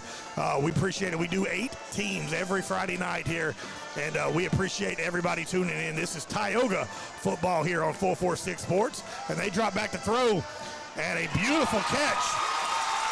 That was a heck of a play right there. That almost. And They're going to say he was down by contact, and Joe Rose on the coverage. Yeah, great job right there by Joe Rose to recover on that play. They ran a little wheel route to number 7. That's Adrian Sharp, and a great play call right there by Gina. We're in a man coverage because, you know, we're playing so many guys on the line of scrimmage. So great play call right there. And, you know, here we go. It's always kind of a mismatch when you can get one of your top receivers in on a linebacker of anybody. And that's what they did right there. And this time they keep it. A quarterback, McPherson, keeps it himself to the outside. That's got to be a hold on my goodness. Kentrell Bates was just absolutely mauled and couldn't make the tackle. Well, I don't know if they're going to call holding, but they better not call it at all. They've done missed 2 big holding calls tonight. Again, it's on the same side. Yep, again, quarterback was going to keep it. You could see just the way we've been defending it. And a great call again by Gina right there with a timeout. And timeout. Tioga calls the timeout. We'll keep it here as well. Here, 3:41 left here in this first half. Tioga on top 10-6. Gina threatening now. Again, good play right there by McPherson to keep the ball himself, roll to the outside.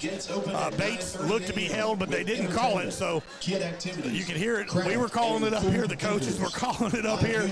But again, if they don't throw the flag, it doesn't happen. But again, a methodical run game. This game's going to go by pretty quick, the way the running game's going here on these on both sides. Yeah, with 3:41 left to go in the second quarter, and you're only 45 minutes into the game, it kind of tells you how quick it's going to go. But look, hey, again, it's whoever's going to score last. We talked about that before the game. I really, truly feel that. I don't think it'll be a high-scoring game just because of the way the two offenses are. So last year, it was just a different situation. But, boy, I tell you what, you got to love this. If you're a football fan, you got to love a game like this. Absolutely. Here, 10-6, Tioga on top of Gina. Ball spotted at the 25-yard line. 3:41 left here in the second quarter. And Gina trying to get something else on there. That scored on a 1-yard touchdown early in the game, then a fumble, and they hand it off to him again, Hatcher, and he's on it. And there goes that Tioga defense, just absolutely wrecking shop. And big tackle right there by Terry Fogelman. Gain of 1. Gain of 1 yard there is going to bring up second down. Yeah, Fogelman, Sherman, and Fall on the play right there. Hey, you could tell Coach Muter has told them we got a gang tackle, make sure we wrap them up. Then once we got them wrapped up, let's start stripping. And they're doing exactly what they're being coached in. Great job right there. 2nd and 9. You've got to win first down. You've got to win first down. That's the only way you're going to slow Gina down. Here we go, 2 receivers top of your screen. There's that power formation from Gina, and they hand it right off the gut. Again, he's breaking tackles, and a shoestring tackle right there by number 23, Mr. Trayshawn Fisher. And he almost got away for a touchdown. Yeah, great job right there by Fisher. You know, in a game like this, playing against guys like that, all you want to do is tackle them. They can say what they want, well, I ran over you, but that's okay. I still tackled you, and you didn't score, and that's what Fisher did right there. He was the last resort for the Tioga Indian defense. 2:43 left here in this second quarter of the first half. 10-6, Tioga on top, and they hand the ball off. And this time, Fogelman again on that right side and says, no, sir, you're not going to get anywhere, and maybe only pick up of a yard. Well, what they're hoping you're doing, they're going linemen over, so they've got 3 linemen to the left side, and they've got 2 linemen to the right, and they're actually wanting you to shift on that, and Coach Muter has done his homework. He's not going to do that, and so they ran away from the tight end. Here we go, Tarver Landry into the game now for Fogelman. And Tyogga bites. A.J. Adams. Flag on the snap. A.J. Adams looks to jump off sides. Let's see what the official call is going to be. And it is going to be on the Tioga defense. 5-yard penalty there. Replay second down. Yeah, that's a killer right there. When you've got 2nd and 9 and the 2 guys over the ball jump off sides. Again, it's an anticipation thing. You got to be ready to go. And so those things are going to happen. You just got to recover right here and make a big stop on 2nd and 4 now. Here we go. Hand the ball off again. This time Tarver Landry's there at the ankles. Hatcher on the carry. Hatcher picks up a couple yards, and it's going to be just short of the first down marker, and ball's going to be spotted at the 5-yard line, and they need to get to the 4-yard line for a first and goal. So to bring up 3rd down. Well, 2 plays right here to get a yard because, you know, Gina's not going to kick that extra field goal. but you got to have a big play right here by that D-line, and somebody's got to make a play. So who is it going to be for the Tioga Indians? Here we go. And they hand the ball off to Hatcher again. He goes forward. Wilson on the carry. And it looks like they're going to give it just cross the line of the 4-yard line. Yeah, great job right there. That was Wilson that time they handed it to. I'm not sure if he's not false starting. He's getting off the ball so quick, man. Before the ball's being snapped, but it's hard. It's a deception because they're going down in that three-point stance, and it's almost like a rocket motion. So, again, first and goal at the 4. Let's see what Gina does here with 4 downs. Again, yeah, it seems like they're not even getting set or anything here. Let's see if that will come back and bite them later on here. First and goal to go for the Gina Giants. They hand it off. There's that sweep to the left side. He's untouched into the end zone. I haven't seen that. Well, they're going to continue to do that. Great play call by Gina. Giants right there to score from the 4-yard line. But the adjustment's got to be this. You've got to be able to get those guys off of you. They're getting inside the pads, and the officials aren't going to call it if they keep their hands inside. So, again, it's one of those things you got to make an adjustment on the sideline as a coach and say, look, you got to start throwing those arms around. Yep. And so the Gina Giants go for 2-point conversion, and it is good.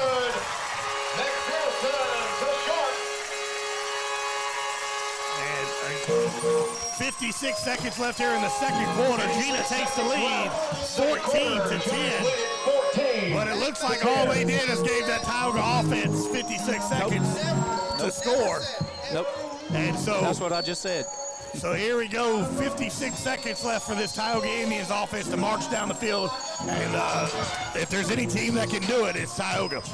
Yeah, you know, I was just talking to Coach Bush. They're not getting set, and it's obvious. I mean, we can see it from up here. I'm not sure why they can't see it from down there, but that's your typical split-back offense. Acadiana out of Lafayette does it. They run the exact same offense. John Curtis out of New Orleans, they do the same thing, and it's a deception. You got to have a 1-second hold before you snap the ball, and it's just not happening.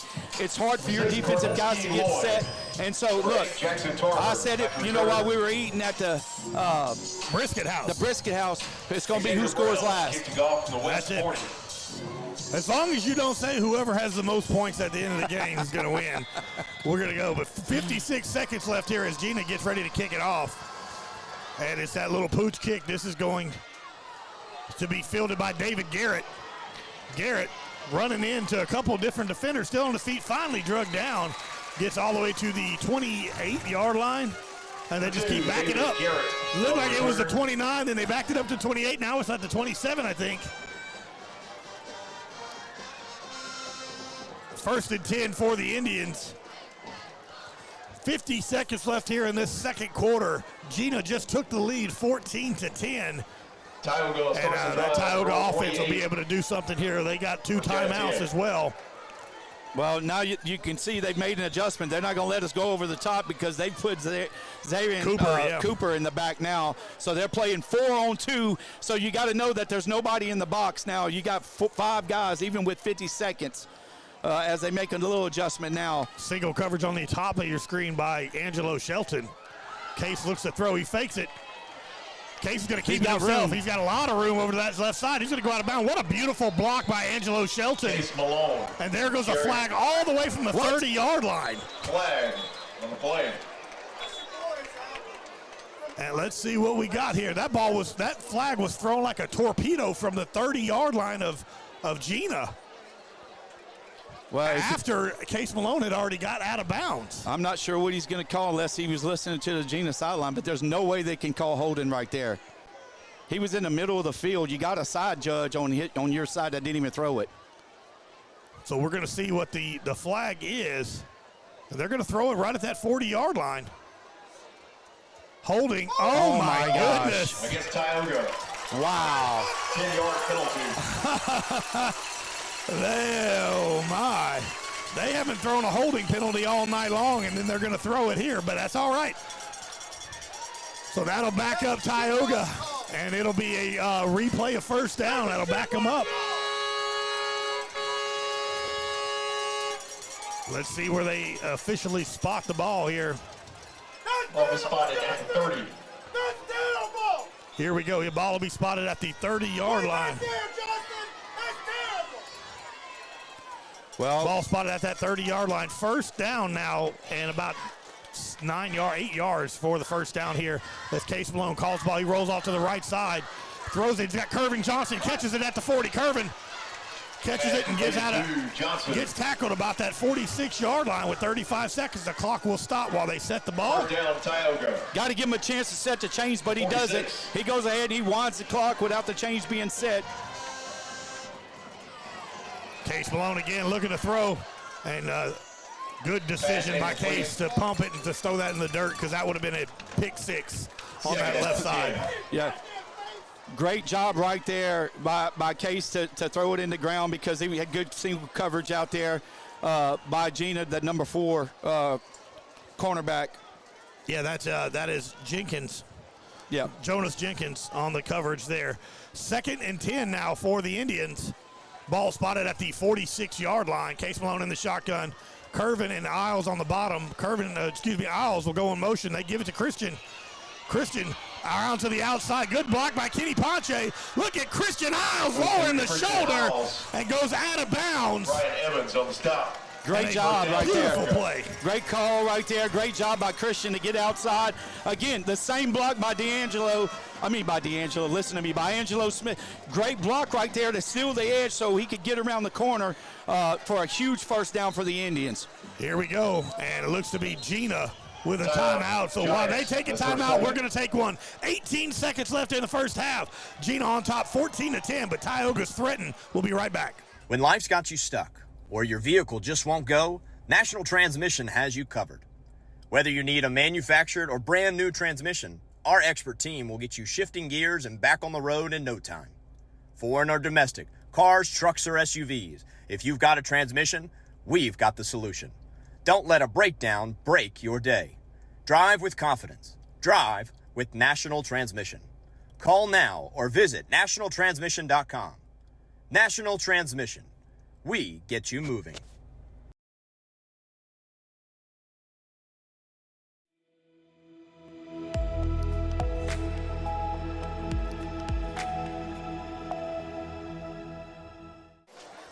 Welcome back, everybody. Here, 18 seconds left here in the second quarter. Gina 14, Tioga 10. It'll be spotted at the 40-yard line. 1st and 10 for Tyogga after the big Christian Isles carry to get out of bounds and get the first down. Case Malone in the shotgun. 2 receivers top of your screen. Curvin Johnson at the bottom. Cooper with the safety help on the bottom as well. There's a beautiful throw right over the middle for Tarver Landry. Just thrown a little over the stretched arm of Tarver Landry to bring up 2nd down for the Indians. Well, believe it or not, that's exactly what I saw from up here. You've got Cooper over here on the hash marks. They're basically double teaming Curvin. Yep. And you gave Tarver, you sent Tarver down the seam right there. So great play call, just overthrew him a little bit. 14 seconds left here. Still got a couple timeouts in your pocket. Here we go, 2nd and 10 for the Indians. Case calls for the ball. They're sending the house. Case steps up and just throws it out of bounds. Just throws it out of bounds, and they're going to incomplete pass. It'll bring up 3rd down. 3rd down, 10. Well, he didn't really roll that way. He kind of drifted that way. So I'm not sure if that was actually a play that was called or that was just something, that pressure coming from that direction. But he didn't have anybody in that area, vicinity. Well, Tyogga just needs to get about another 10, 15 yards to at least get into Ethan Bridges' territory, and another timeout called by Gino. So we'll take a break while they do. 8 seconds left here in the second quarter. 3rd and 10. Tyogga is down right now, 14-10. We'll be right back on 446 Sports. Tonight's game is brought to you in part by your local convenience stores, where friendly faces, cold drinks, hot snacks, and everything you need are just around the corner. For a quick stop before the big game, your hometown convenience stores are always ready, always here for you. Swing by today, and remember, support local, shop local. Highway 2080 Chevron, Kingstop, Fuel Plus, Ball Chevron, and Cougar Stop. Now's the time to get a great deal on select Kubota equipment. As the #1 selling compact tractor in the U.S., they offer the versatility and reliability to get the job.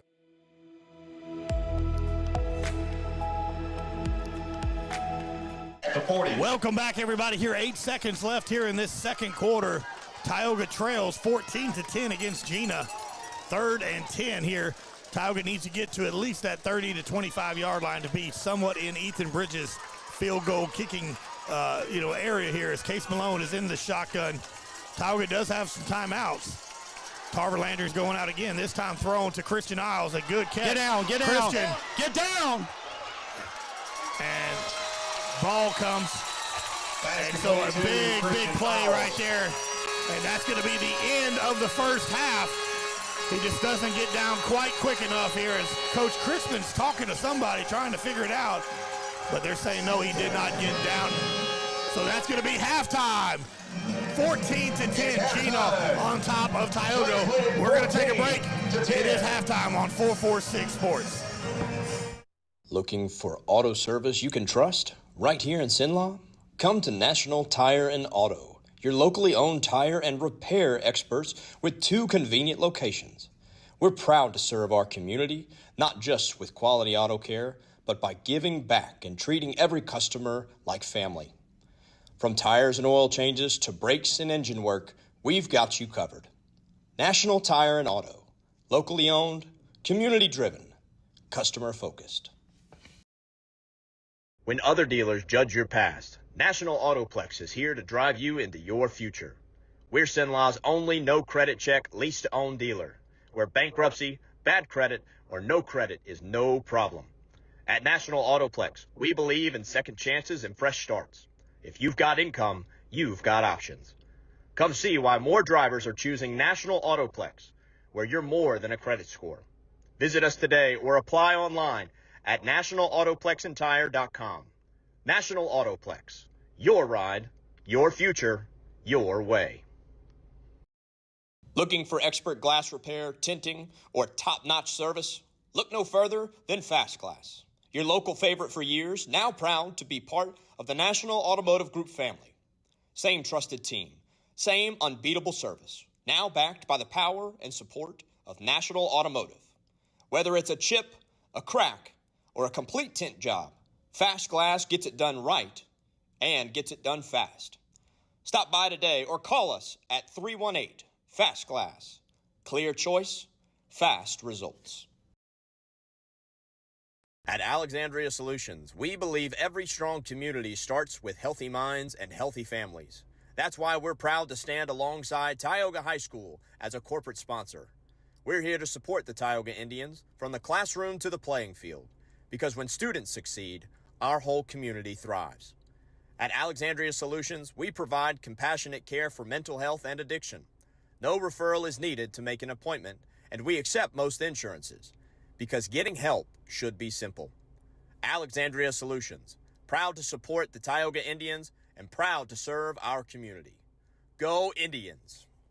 Tonight's game is brought to you in part by your local convenience stores, where friendly faces, cold drinks, hot snacks, and everything you need are just around the corner.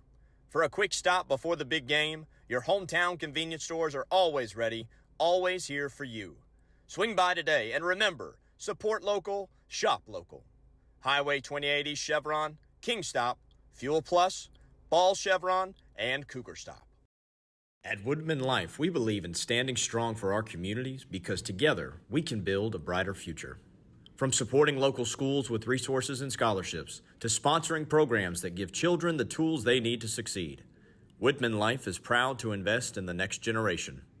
Our members live, work, and serve right here in your hometown, volunteering and making a difference where it matters most.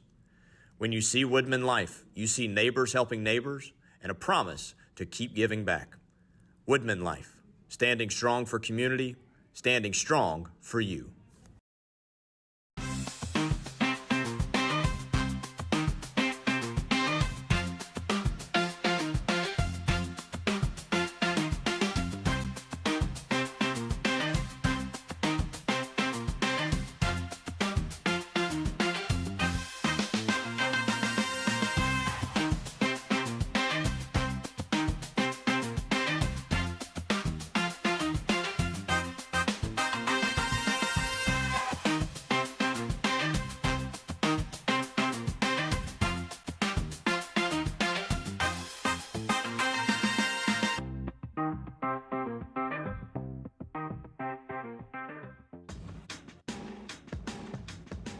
Now's the time to get a great deal on select Kubota equipment. As the #1 selling compact tractor in the U.S., they offer the versatility and reliability to get the job done right all year round. Right now, bring home select Kubota equipment with 0% financing available or save up to $6,000. Find a dealer near you at LouisianaKubotaDealers.com.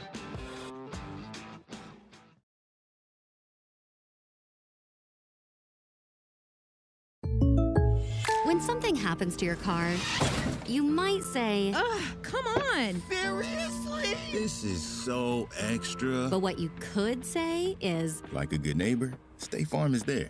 your local State Farm agent is available when and where you need them, online, over the phone, or even in person. State Farm agents are here to answer your questions and help you file your claim. This is so extra.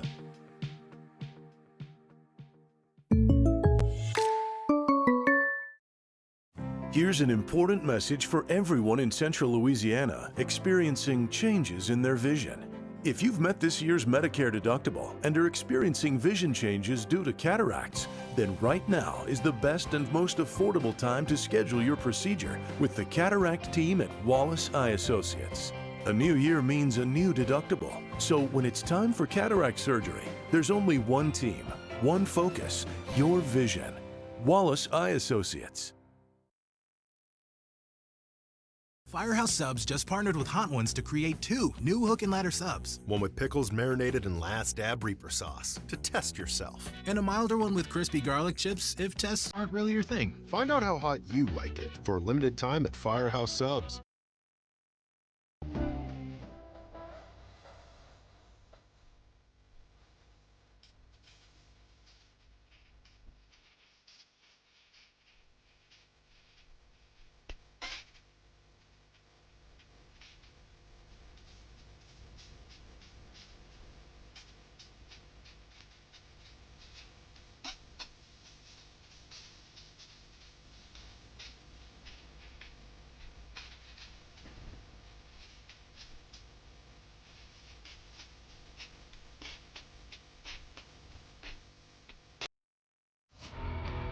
When it comes to celebrating big moments, BK Distributors has you covered.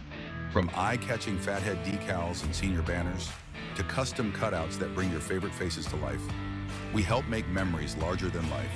Cheer loud and proud with hand fans and personalized signs, or honor achievements with awards and trophies that shine just as bright as the people who earn them.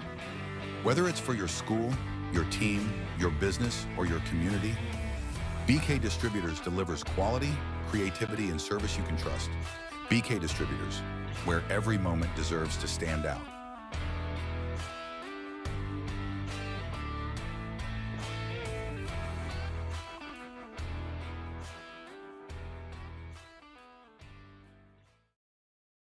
We've all seen how quickly things can change.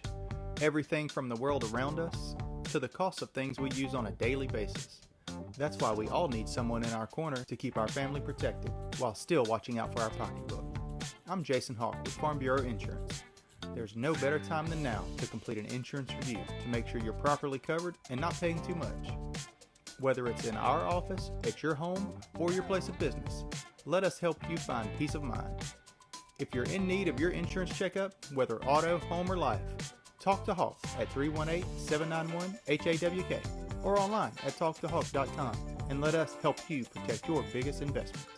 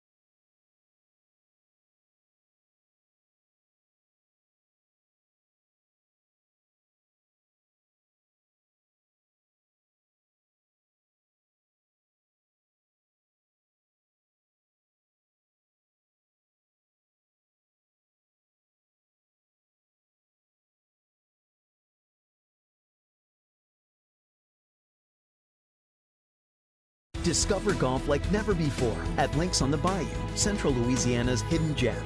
Welcome to a golf experience like no other. Our Links-style design sets the stage for an exciting and unique adventure. 5 distinct tee boxes cater to every skill level, ensuring a game that's perfect for you. And when you're ready to refuel, head to Becky's Bunker Club for dining with a view and gear up in our pro shop. Ready to elevate your golfing experience? Tee off at Links on the Bayou today. Links on the Bayou, redefining the way you enjoy golf.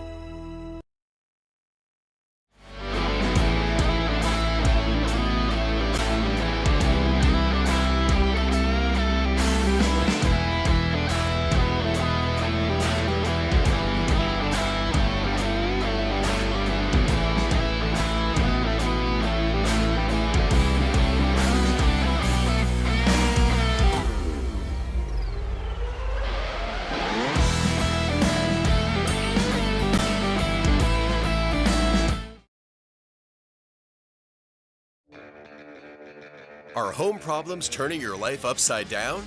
Trust Southern Air Cooling, Heating, and Plumbing to save the day. From keeping you comfortable to plumbing repairs and even generators, we do it all. Southern Air Cooling, Heating, and Plumbing, your one-stop solution for AC, plumbing, and generators. If you need us to save the day for you, call Southern Air Cooling, Heating, and Plumbing or visit us online at southernairnow.com.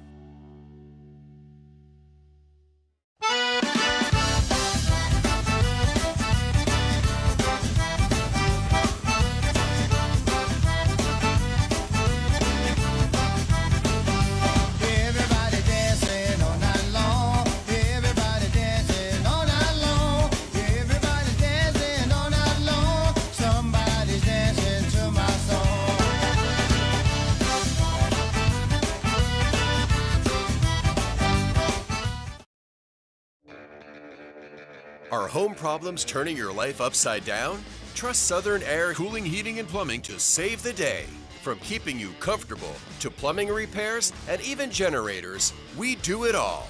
Southern Air Cooling, Heating, and Plumbing, your one-stop solution for AC, plumbing, and generators. If you need us to save the day for you, call Southern Air Cooling, Heating, and Plumbing or visit us online at southernairnow.com.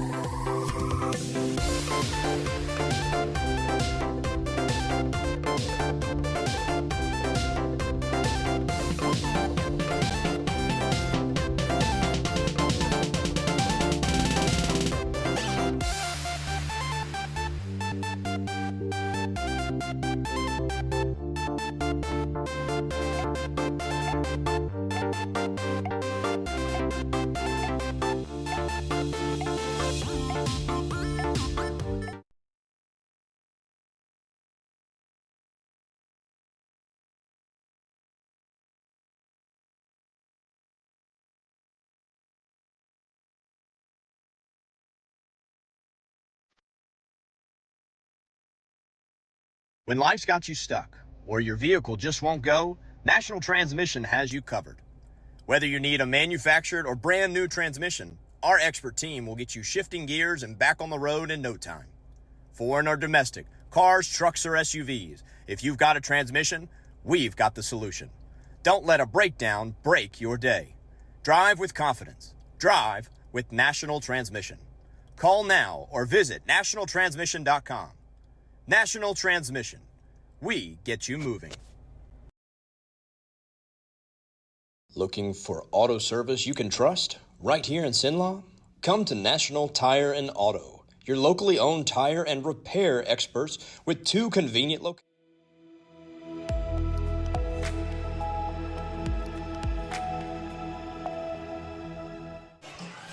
Welcome back as we're getting ready to get started on the third quarter of action. 14-10, Gina on top of Tyogga here at half. Again, beautiful Guy Campbell Memorial Stadium here in Gina, Louisiana. Gina started off the scoring first here tonight. Hatcher with the 1-yard touchdown run. Then Ponche with the 5-yard TD carry for Tyogga. Extra point is good for Ethan Bridges, brings it to 7-6. Then Ethan Bridges with the 34-yard field goal makes it 10-6. And then not too far behind the half there, Gina tacks on another 4-yard run by Hatcher to make it 14-10. Extra 2-point conversion, is good. And then right as half, Christian Isles tries to get down to call a timeout, and then time expires just there. We were right in field goal range here, but that does it right there. So we'll get ready to start here in the third quarter. Again, Gina on top of Tyogga, 14-10. We appreciate everybody tuned in watching here on 446 Sports. Proud to be title sponsor, of course, of 446 Sports in Tyogga is King Stop Chevron and 28 East Chevron. So thank you for taking your time here and being a proud supporter of Tyogga football. Coach, methodical, kind of what we thought was going to happen. A lot of running game for Gina. And the Tyogga team has been able to spread the ball around, passing and running. Just the Tyogga offense had much time with the ball. Yeah, and we knew that coming in. Gina does a great job of holding on to that ball, that split back veer. They're going to limit your possessions, and got to think about us running that fast and wide offense and not being able to get them set in every 10 to 12 seconds running the play. And I think Coach Landry realized that after the first 2 possessions that, hey, these possessions were going to be limited, so we needed to make the most of it. And really, truly, it's exactly the defensive game we thought we would have. Yep. Not a lot of offense because they're going to chew it up. And of course, the defense did a great job. Tyogga's defense did a great job in the first half of getting that strip fumble at the 4, or they could have gone up 21 points. But good job. Hey, look, it's all about adjustments. 2 great coaching staffs. I'm going to be curious to see what Gina does. They get the ball first here to start the second half, and see what Coach Moody and that defense does as they come out. But, hey, look, first half, if the second half dictates the first half, it's going to be down to the wire. It's going to be a close game, and it's going to be a fun game. And guess what? Like Coach Christmas said last night at the coach show, hey, you got another game to get ready for next week. So, yes, this is a big game. This is a big meter game for Tyogga to see where they actually are. But we'll see what happens here in the second half. 5 total penalties, Coach. First half, 4 against Tyogga, 1 against Gina. It's been some of the difference. Again, not a lot of penalties being thrown. Just kind of keys in, and, we're missing a few little holding here, but it could be on both sides. So, you know what I mean? I'm cool if you're not throwing it, as long as you don't throw it either way here. As Ethan Bridges gets ready to kick off here, as the Gina Giants will have the ball here to start the second half. Appreciate everybody tuning in, watching us on YouTube, Facebook. Appreciate, again, thank you to our title sponsor, King Stop Chevron and 28 East Chevron, proud title sponsors of Tyogga football on 446 Sports. As we're about getting ready. Please, at this time, the Gina High School cheerleaders would like to welcome to the track the Gina Junior High cheerleaders. They added a minute on the clock, didn't they? Thought we were ready to kick off, and then all of a sudden they added a little bit of time left on the clock here again. But 14-10 as we get ready to start this third quarter. Gina on top, and an absolute beautiful setting here of football here tonight in high school football in Louisiana. Gina has packed out this home side, and if you can see the camera over there as well, that Tyogga side's got a whole bunch of red over there cheering on the Tioga Indians, and here we go as we get ready to start this third quarter. I can tell you this, I've been to a lot of football games, I've been to a lot of stadiums. I've never seen so many golf carts at one stadium. I told y'all, everybody shows up in Gina in their golf cart, and they're all over there in that north end zone where they tailgate, the boosters tailgate, as that backs up to the field house. But it's unbelievable. I bet there's about 40 golf carts over there. They don't have cars, they got golf cart parking spots. Unbelievable. As y'all can hear the speaker blowing, and there goes Ethan Bridges with the pooch kick there. And fair caught at the 29-yard line as Ethan Bridges does his job, and you keep it out of the hands of their top two guys in Hatcher and also Wilson, and you definitely don't want them touching the ball. Yeah, that was Caden Kitlin right there with a fair catch, and he actually went down to both knees. He just said, hey, look, got to hold on to the ball. So they're going to get the ball at the 29-yard line right here, and we'll see what adjustments we made here defensively. And here we go. Second half is underway. 14-10 here to start this third quarter between Gina and Tyogga. Gina on top, and they hand the ball off. And good separation. Cohen Henry and Jackson Tarver on the tackle gets to the 36-yard line. Yeah, great job right there. Again, going to run the opposite of your strength, and Tyogga has that strength set towards the field right there, and they run backside to their side of the sideline, and a big pickup right there of 7 yards for the Giants to start the second half. Let's give a little shout out to the buddy we met at the Brisket House today, paid for my meal. Thank you, James Brinson. He just commented on our YouTube. Man, pleasure meeting you as well, buddy. Thank you for the meal. Thank you for watching us all the way from North Carolina as Gina rolls out to that right side, and a gang tackle right there by that Tyogga defense. And Sajavion Champion again with another big tackle. Sajavion on the play. Also, our guy number 23. I'm drawing a blank on his name. Coach, help me out, Fisher. Yep. Great job right there by Fisher. Fisher coming down from that safety spot and making a big-time play, backing it up. Actually, now it's going to be 3rd and 7 for the Gina Giants. One of the first times we've set the edge on them when they're running that buck sweep as they've got the running backs leading. So you got to find out. They're going to have some play-action pass right here. They got to watch out for number 3, the tight end. Here we go, and they do. They drop back, and he's looking to throw again. That same play, but no flag. No, and now a flag come. Where did that flag come from? I don't know where it came from. The back judge, but I'm not sure what he's calling. I didn't see anything. I watched 7 get released. So again, he's going to call holding. Man, we haven't got that call all night long, and they're going to call it.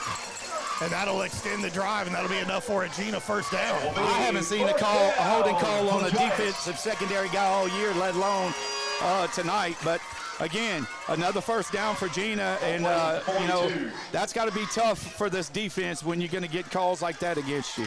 Here we go, 1st and 10 for Gina. 14-10. Gina on top of Tyogga here. 1st and 10 now. Ball spotted at that, looks to be that 42-yard line. Hatcher on the carry. Great job. Carries it again. Yeah, picks up about 3 yards. Great job right there by that Tyogga defense. Hey, they figured out one thing. We got to hit him low. Got to take his feet from under him to slow him down. And as you're taking his feet from under him, you got to strip the ball. But again, a huge stop right there by the defense, and then you get that holding call on the receiver. Again, they're going to do play action pass to slow down those linebackers, keep them in the box. And again, it looks like we're running that. Looks like a 9-2. Here we go, handing the ball off again. One goes high, one goes low. Off the left side. And again, only a pickup of a couple of yards, so it brings up 3rd and 4 now for the Gina Giants. Yeah, good job right there by Cruz Humphreys. He's locked on to Cohen Henry. He drove Cohen Henry about 4 yards down the field, and Cohen's just got to figure out a way to get his paws off of him and try to strip him from getting his hands off of him and get in there and make a play for the Indians. 9:29 left here in this third quarter. Again, Gina on top, 14-10 over Tyogga. And now they bring a receiver out there. And Tyogga looks to be a little confused, and there's that option, and the ball's thrown in the backfield and recovered, and that's the break the Tyogga defense needed right there. It's going to bring up a big 4th down, and I'm sure they're going to go ahead and punt this one away. Well, that's what you want if you're the Tioga Indians. You want them to pitch the ball, or you want them to throw the ball. And right there, that pitch, again, McPherson, I've only seen him. I didn't even see him do pitching in warm-ups, and he tries to toss it right here to Hatcher, and Hatcher wasn't nowhere close to catch that ball. Jackson Tarver at that 40-yard line here, and let's see what this Gina Giants punter can do here. And there's a high snap over his head, and just pooch kicks it and just get away from it, let it roll.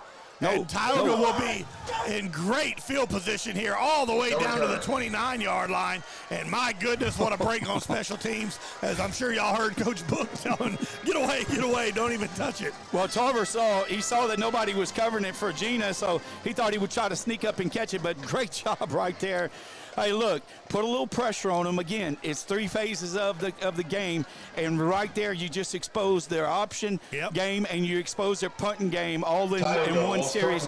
So a huge start for those Tioga Indians to start the second half with 8:29 to go in the third quarter, and they're getting the ball at Gina's 29-yard line. 2 receivers top of your screen. That is Angelo Shelton and Tarver Landry. At the bottom of your screen is Christian Isles. Look at Kervin Johnson in the backfield, and they fake the handoff, but that's going to be a broken play, and Case Malone's going to keep it himself.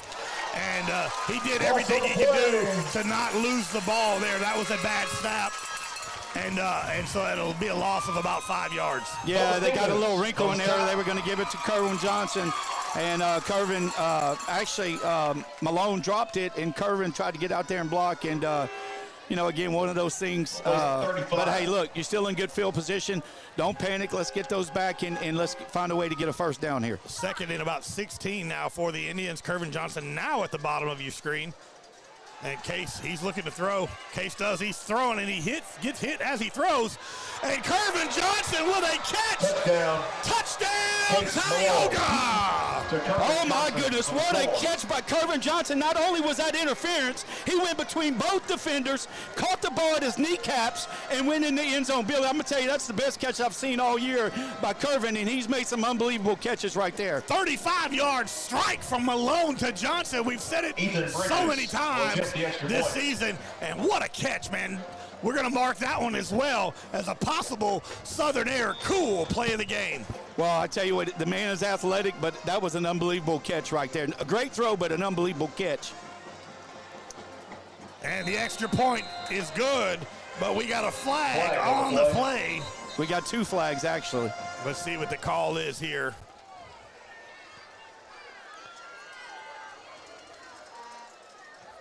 Putting his hands on his hips there. I don't know if that's going to say if they were offsides on the defense or what, but we're fixing to find out. Well, that actually came from the umpire. Foul. Yep. Against Gina. Personal foul against the Giants. Well, if the umpire threw it and the back judge threw it, it had to be roughing the snapper because that's the only way the umpire is going to make that call on an extra point. That means that Gina had a guy over the snapper. Yeah. You can't touch him. He's off limits on because he's got his head tucked. Yeah, safety and so deal. safety penalty. So that's automatic personal foul. That's going to be huge right here. If they should mark this on the kickoff. So he should be able to kick that in the end zone. Yeah, which where they're marking it right now, it looks like. Tyogga leads it 17-14. Instead of the 40-yard line, looks like they're going to be a personal foul. That's it. Back to return for the Let's Giants. see where they mark the ball. Look, Ethan Bridges like, I'll mark it wherever you want me. I'll put it right here on the 40, man. Let me kick it. Well, I tell you what, we turned the ball over earlier in the first half, and Gina scored. They turned the ball over now. We have an opportunity, or they didn't turn it over, but bad snap on bad punt. Yeah, bad punt. We were able to get good field position. Now we got a little momentum here. We put this in the end zone. They got to start from the 20. And look, last time they had the ball, they almost fumbled the ball away. Here we go. Ethan Bridges with the kick deep. Oh, we're going to make fun of him. Wide left on that one. No, but that's good. Hey, look, get it to where they can't kick it. They can't catch it.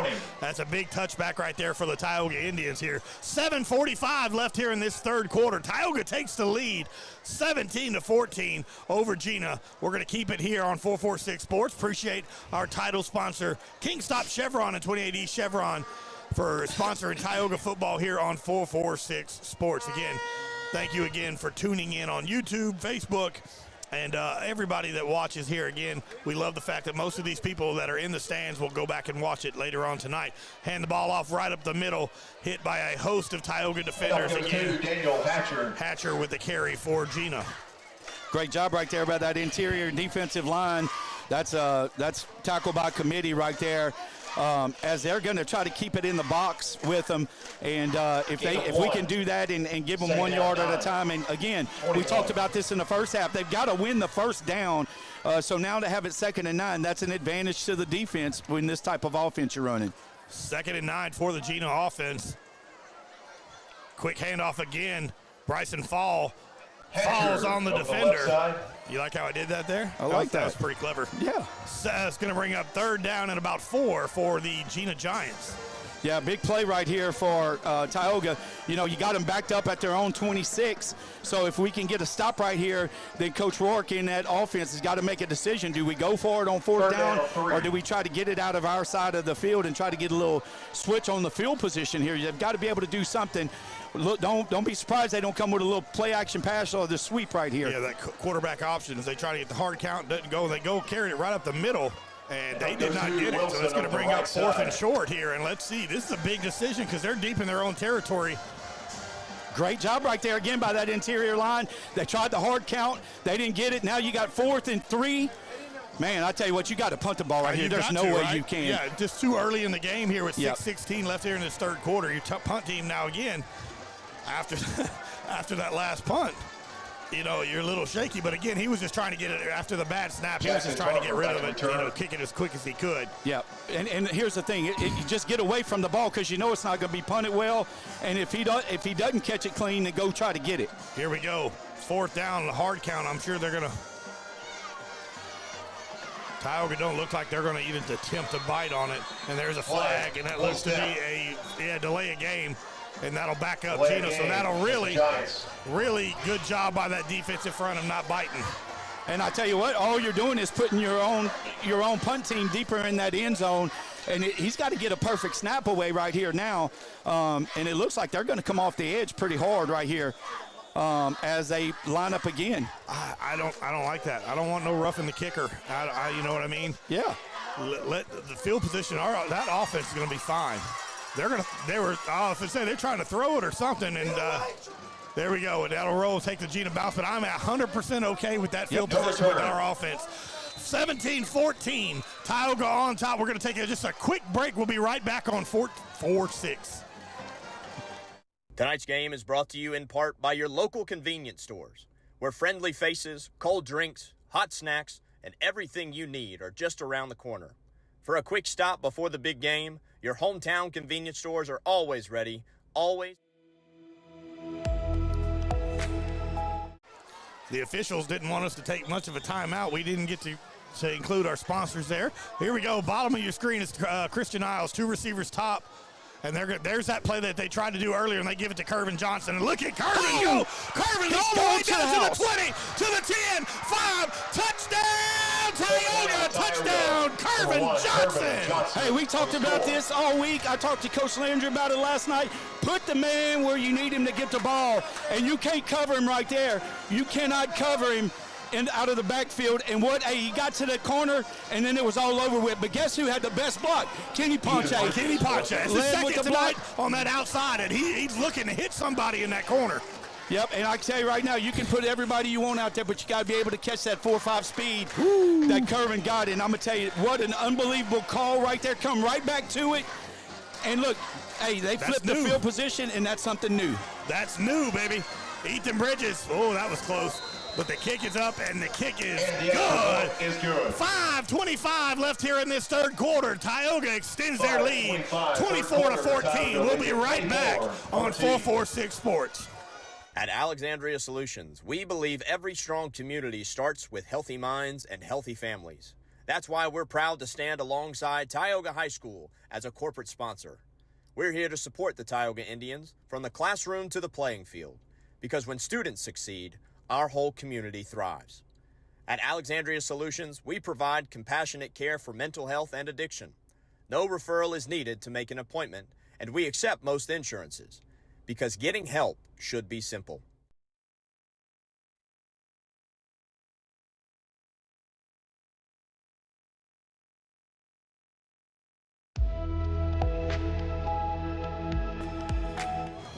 Welcome back, everybody. 65-yard touchdown run by Kervin Johnson extends the lead 24-14. Tioga on top here as Ethan Bridges gets ready to kick this ball off again.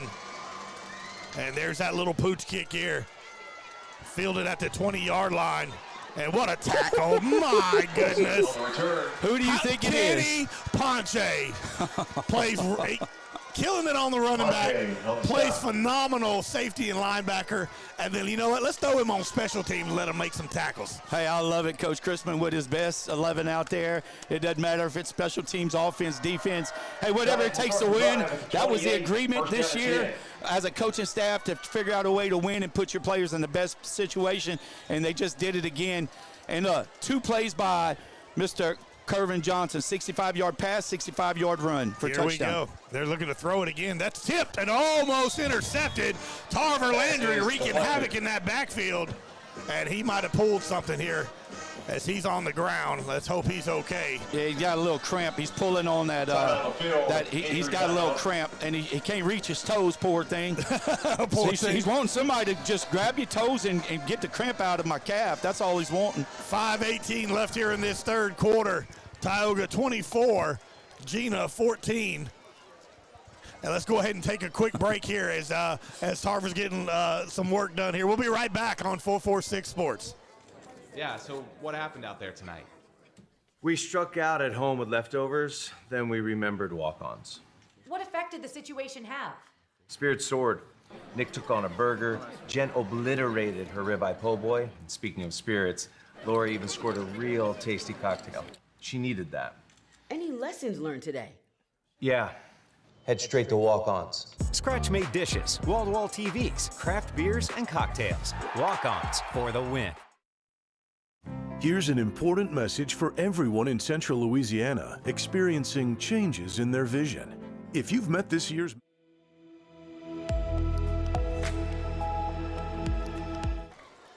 Welcome back here. 5:18 left in the third quarter, and that cramping still going here for Tarver Landry. Hey, we're hoping that's all just cramps. I mean, it looks like he's locked up. Yeah, he is. And look, you got to give it to that young man. He hadn't come off the field very much. They went to a rotation of him, A.J. Adams, and Fall as at the H-back. But from a defensive standpoint, he's been on every snap. I mean, you got to understand we've got 6 D linemen. We've been playing a 5-man front, sometimes 6-man front. So, again, that's been a lot of pressure on that D line. Here we go. Second down. That looked to be a false start, but they didn't call it. And he's breaking tackles and finally drug down. He picks up about 5 or 6 yards. That looked to be a right guard. Looked to have jumped up there, but no call here. And it's going to bring up 3rd and short now for Gina.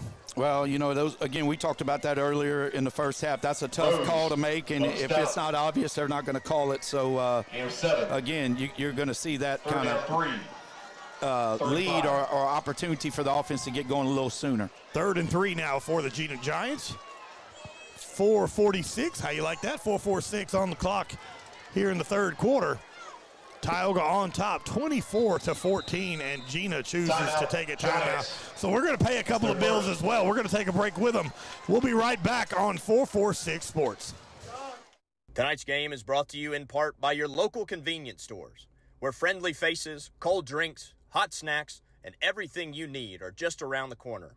For a quick stop before the big game, your hometown convenience stores are always ready, always here for you. Swing by today, and remember, support local, shop local. Highway 2080 Chevron, King Stop, Fuel Plus, Ball Chevron, and Cougar Stop. Looking for expert glass repair, tinting, or top-notch service? Look no further than Fast Glass. Your local favorite for years, now proud to be part of the National Automotive Group family. Same trusted team, same unbeatable service, now backed by the power and support of National Automotive. Whether it's a chip, a crack, or a complete tint job, Fast Glass.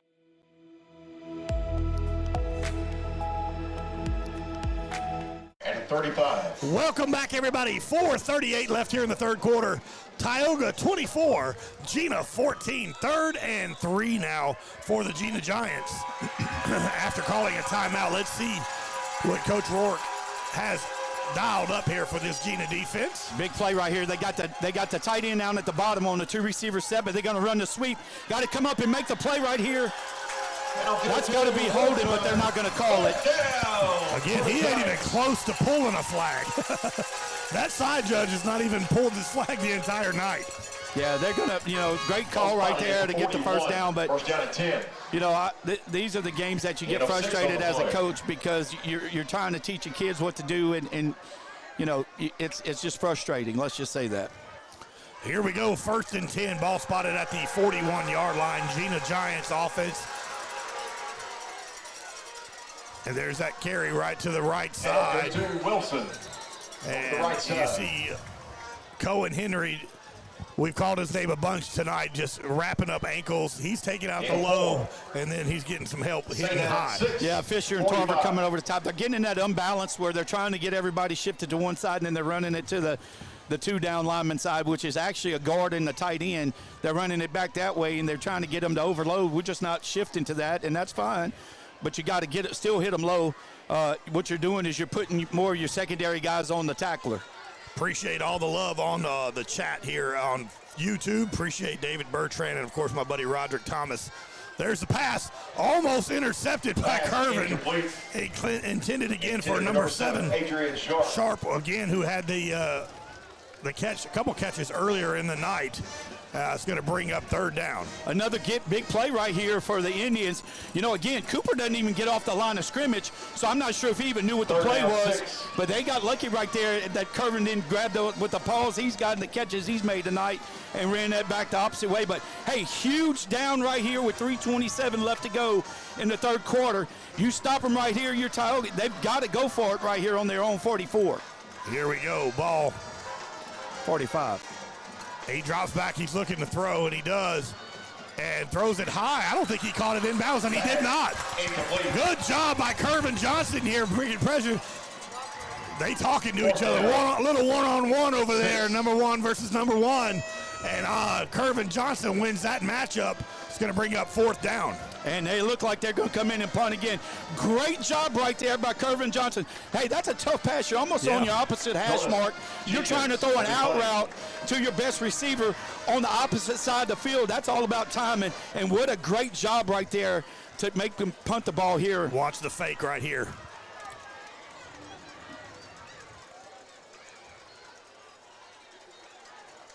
High snap again. That gives him trouble, and he does. He gets it away, but it's not very good as Tarver just going to go ahead and let it go. And him having to rush after the high snap is causing him to get any type of leg behind the ball. Well, if you're Tioga offense right here, you just got to work that clock down. Hey, a heavy dose of Kenny Ponce with 2 arms on the ball, and let's get it down, milk this clock all the way to the end of the 3rd quarter. But Kenny's got to do a good job of holding on to the ball right here, and we've got to get positive yards. Hey, how about that big offensive line? They've done their job tonight. Yes, they have. They need to do it again on this possession right here. We talked about it a lot during the show that when Tioga needed to run the ball, we've run the ball. When we've needed to pass the ball, we've done that. And tonight's been that night of being able to feed that ball down the field and really get some separation here. 3:13 left here as we're going to bring in Bryson Fall into the ball game in that tight end spot. Here we go. 1st and 10 for Tyogga. Case Malone in the shotgun. He calls for it. That's Kenny Ponce right up the gut. And tackle made again. But I'm telling you, I've been impressed with Elijah Townsend, number 48 for Gina. Yeah, he's done a great job. He was unblocked right there. Again, it's one of those pulling things. When you're running that inside trap or that zone, it's actually a trap because you're having to pull somebody. He's doing a good job of reading the guard there. 2 receivers top of your screen here for Tyogga. Case, that's curving again to the outside. Look at Kenny block. And that time they're going to gang tackle on Curvin. Curvin Johnson. Logan Thompson. And good tackle, gang tackling right there by the Giants. Yeah, good job right there by Gina to string it out. So again, Tyogga 3rd and long here. And all we need right here, we need to figure out a way to get 7 yards or make it manageable. And here we go. We're going to go quick right here and not give them a chance to get set. Here we go. 3rd down and 7 for the Indians. 2 receivers near side. Top of your screen, Shelton. Kenny Ponce to the right of Case Malone, your senior quarterback. Case drops back looking to throw it. He's got a man over the field. That's Angelo Shelton. And good coverage right there by number 4. Now that was good coverage right there by the Gina Giants. That is Jonas Jenkins. And it brings up 4th down for the Indians. Well, great job right there by Gina in the secondary to, again, find a way to get Tyogga to turn that ball back over on possessions. And really, we didn't burn much time off the clock there, under a minute. And we just needed to get some time off the clock. But, again, we've got to defense has got to come in and make a big stop right here again. But we've got to cover on this punt or at least punt it away from him. It looks like Gina's a little confused there on the coverage for the special teams. High snap, Ethan Bridges. Nobody coming to get it. Ethan with the low stinger. And it's going to take that Tyogga bounce and still roll, and that's going to be a good job of flipping the field position here. No return. 1 minute, 52 seconds left here in the third quarter. We're going to take a break. Tyogga on top, 24-14. We'll be right back. At Woodman Life, we believe in standing strong for our communities because together we can build a brighter future. From supporting local schools with resources and scholarships to sponsoring programs that give children the tools they need to succeed, Woodman Life is proud to invest in the next generation. Our members live, work, and serve right here in your hometown, volunteering and making a difference where it matters most. When you see Woodman Life, you see neighbors helping neighbors and a promise.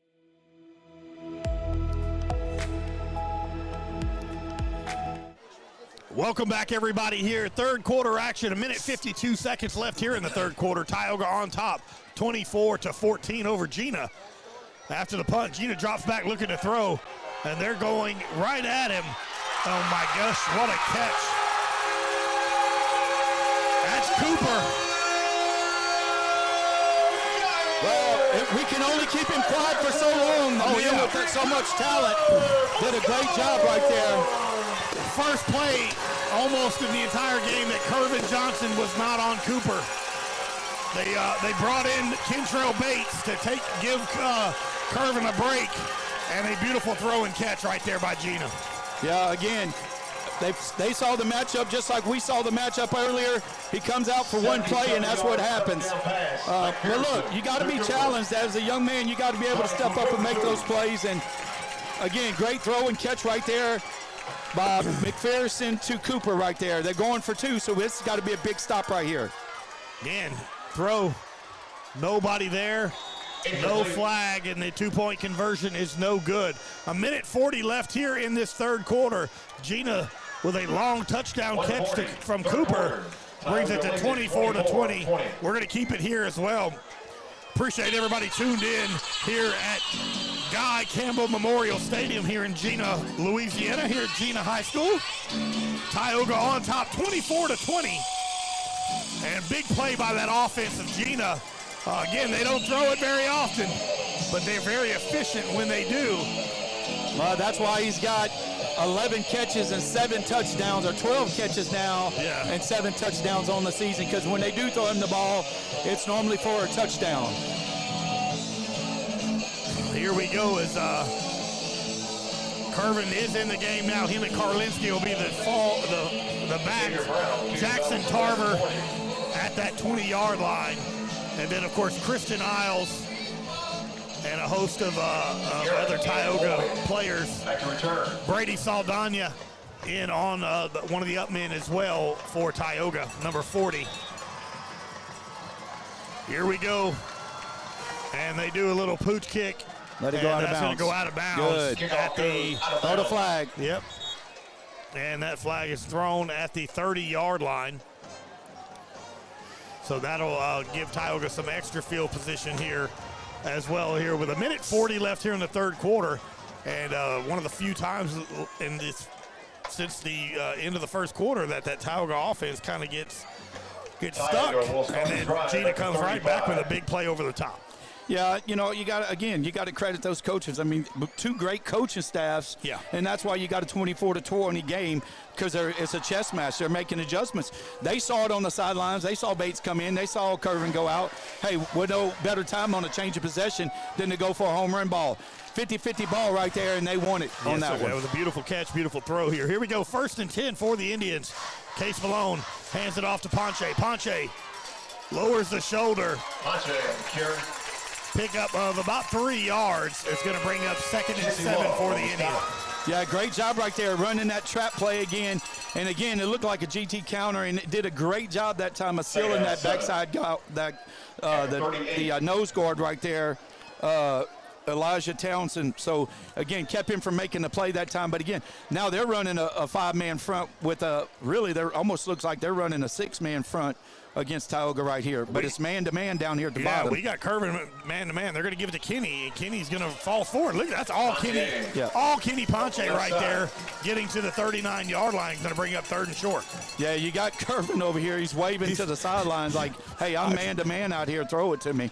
And, again, the further they get, they're going to be those safeties. If they stay on the hash, where they're sending twins to the side, if they stay on the hash, they're giving them a chance here. Him and Christian Isles now at the bottom of your screen. Angelo Shelton at the top. Tarver Landry looks to be back in the ball game. And Case Malone's going to roll out to the right side. There's Christian Isles, spins, hits the circle button on the remote, and falls forward and gets down, tackled to the 44-yard line. But that catch is enough for a Tyogga first down. Great throw and catch right there, Malone. Third down, man. Third down, but here's the thing. He got out of the pocket. He didn't sit in this time. They were blitzing from the top of the screen, but he did a good job of rolling out, giving Christian an opportunity to get it into his route. Great throw and catch, but what a great job after the catch of picking up a lot more yards and getting it now into Gina's territory. Again, if you're Gina, you got to keep an eye on one right here because the guy down here covering him is not a big DB. He's cheating over that safety. That's the end of the third quarter here. We're going to take a break. Tyogga on top, 24-20 over Gina. We'll be right back on 446 Sports. When life's got you stuck, or your vehicle looking for expert glass repair, tinting, or top-notch service, look no further than Fast Glass. Your local favorite for years, now proud to be part of the National Automotive Group family. Same trusted team, same unbeatable service, now backed by the power and support of National Automotive. Whether it's a chip, a crack, or a complete tint job, Fast Glass gets it done right and gets it done fast. Stop by today or call us at 318-FAST-GLASS.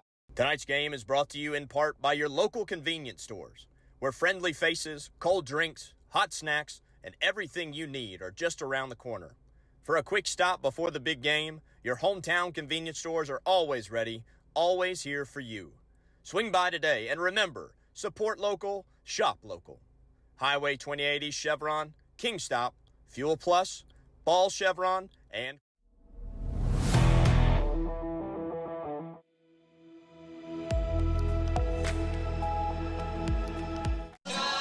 welcome back and take me home.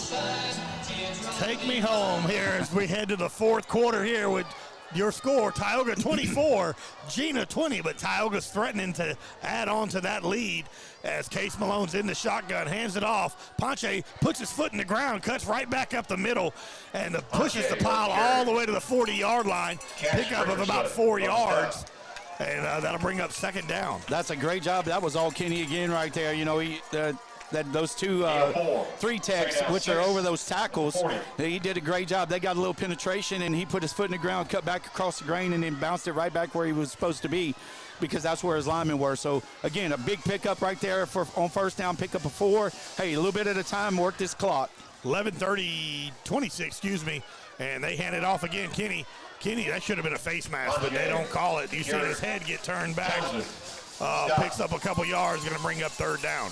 Hey, I tell you what, we talked about this too. It's the physicality of which line, either our offensive line or their defensive line is going to give. But, hey, we got 3rd and 3 right now. This is a 2-down territory. Yeah, it's definitely 4th down we need to find a way to pick up 3 yards right here to keep the chains going and to keep working this clock. If Tyogga can score right here, this gives us a 10-point lead once again, and this is what we need right here. Absolutely. This is Tarver Landry, Christian Isles area right here. And there is watch Tarver go. That's a quick toss to Curvin. Curvin at the sticks. What a great job by Curvin. He wasn't trying to go forward or nothing. He caught it, knew when he was at the sticks, and said, go ahead, if you can tackle me. But still broke away and got a couple more yards. That's smart senior leadership right there. Great throw and catch, and I said 10. It's actually going to be 11. We need to get up 11 points. But great throw and catch. Didn't try to go over the top. Hey, high percentage pass on 3rd down, and that's what we've been able to do all year. 50-50, by the way, 50% of our 3rd downs have been on 3rd down conversion. So let's run the ball right here. Yeah, look at Kenny. Go hit to the 5. Touchdown, Tyogga. Kenny Ponce with a 33-yard touchdown run. And there you go. Eventually, hey, we're going to bust one up the middle, and we did. Go hit your head on the back of the goalpost, young man, because that's what he just did to give the Tioga Indians a 10-point lead with 10:18 left to go here in the fourth quarter. Beautiful run. Boy, talking about just absolute sees the hole, hits the hole, and there ain't no catching Kenny Ponche when he gets in the secondary. I tell you what, that's just so exciting to see. Hey, not giving up on the run is huge because, look, we threw the ball when we needed to. We run the ball when we need to. But stick with your bread and butter. This Coach Book was talking about up here during the break. Stick with the bread and butter. Make it work. Ethan Bridges with the kick. And it is good. 10 minutes, 18 seconds left here in this ball game. Tioga extends their lead, 31-20. We're going to take a quick break. We'll be right back on 446 Sports. Now's the time to get a great deal on select Kubota equipment. As the #1 selling compact tractor in the U.S., they offer the versatility and reliability to get the job done right all year round. Right now, bring home select Kubota equipment with 0% financing available or save up to $6,000. Find a dealer near you at LouisianaKubotaDealers.com.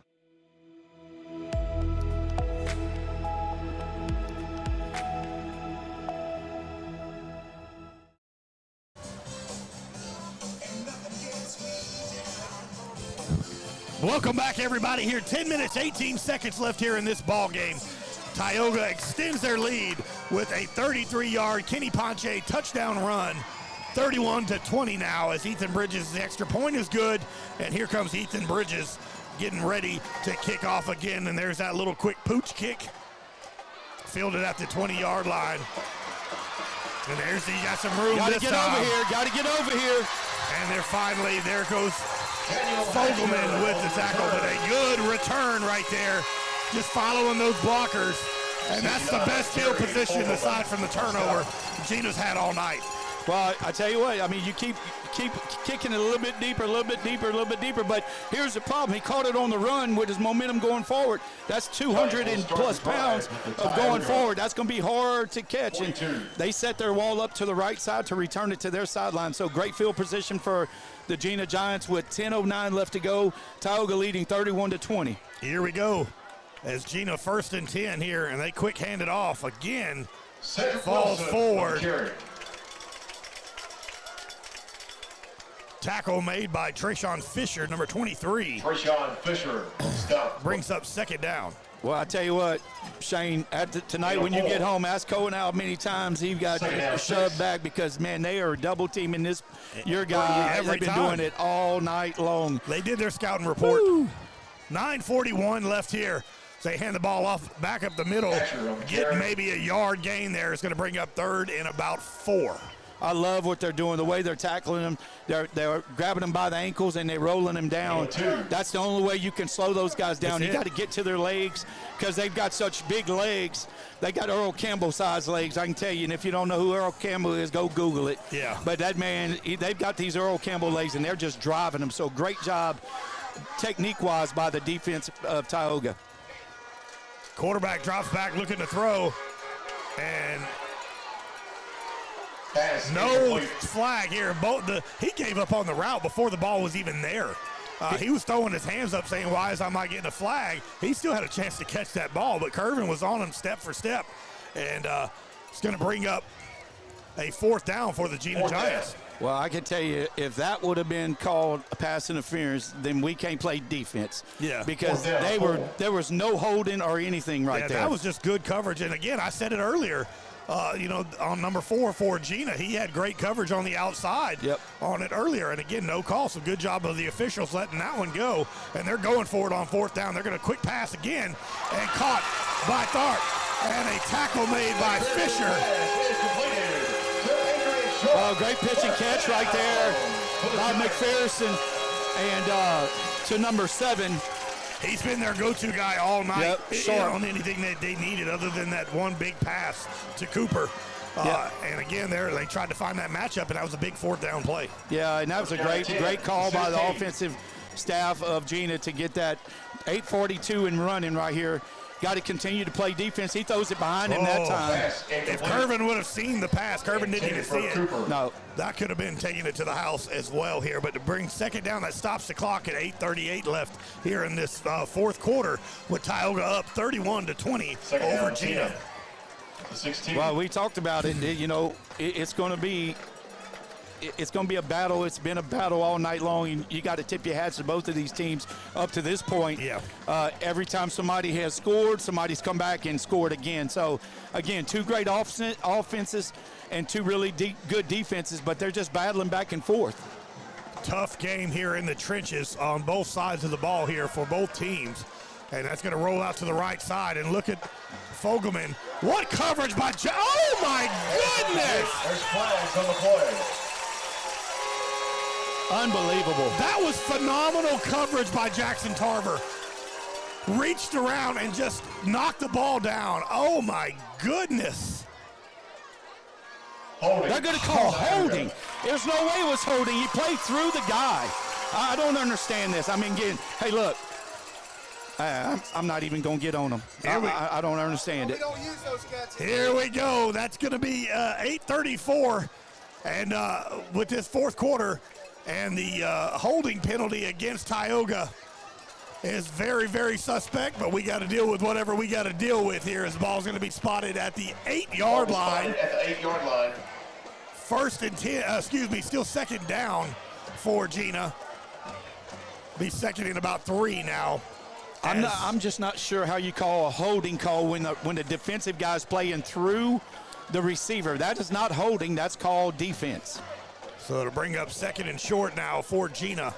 And Curvin Johnson is now on Cooper at the bottom. Well, you better get inside of him. Trayshawn Fisher is going to be on. Fisher, you better get inside of him. They're going to run a quick slant. And they hand the ball off to Hatcher. And Hatcher gets tackled at the first 1-yard line.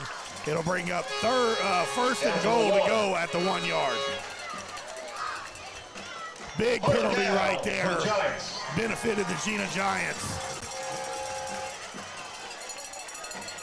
And again, let's see. Never even got set. And Hatcher with the 1-yard touchdown score.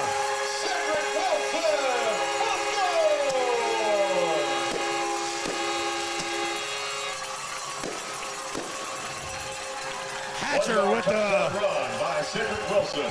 Excuse me, that's Wilson. Wilson with the score that time for Gina with a 1-yard touchdown run. And they will go for the 2-point conversion again here. 8:15 left in this ball game. And Gina's cut it to 1 score. Appreciate everybody tuned in watching here on YouTube and Facebook. We got a ball game here in the fourth quarter, ladies and gentlemen. And they're going to be that little pass to the outside and overthrown. 2-point conversion, no good. And the 2-point conversion is no good. 8:15 left in the fourth quarter. We're going to take a quick break. Tyogga on top, 31-26. We'll be right back on 446. We've all seen how quickly things can change. Everything from the world around us to the cost of things we use on a daily basis. That's why we all need someone in our corner to keep our family protected while still watching out for our pocketbook. I'm Jason Hawk with Farm Bureau Insurance. There's no better time than now to complete an insurance review to make sure you're properly covered and not paying too much. Whether it's in our office, at your home, or your place of business, let us help you find peace of mind. If you're in need of your insurance checkup, whether auto, home, or life, talk to Hawk at 318-791-HAWK or online at talktohawk.com.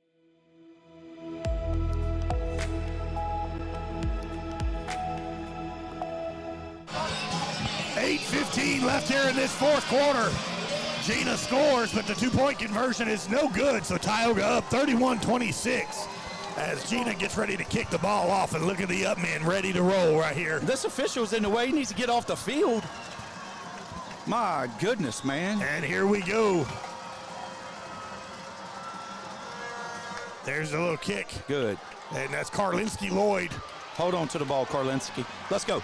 Karlinski cuts back to the outside and hit at the 25-yard line, and out comes that Tyogga offense. Well, this is what we need to do right here. We just need to take the ball. We need to go to our bread and butter and just do what we've done all year long. Get behind that big offensive line, drive the ball down, score again. Just answer back. there's no momentum. It's been back and forth all night. Let's just go and do what we're supposed to do and what we do best.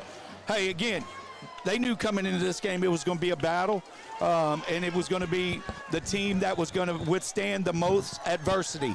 And look, there's been adversity on both sides. Just got to turn around and just make the plays.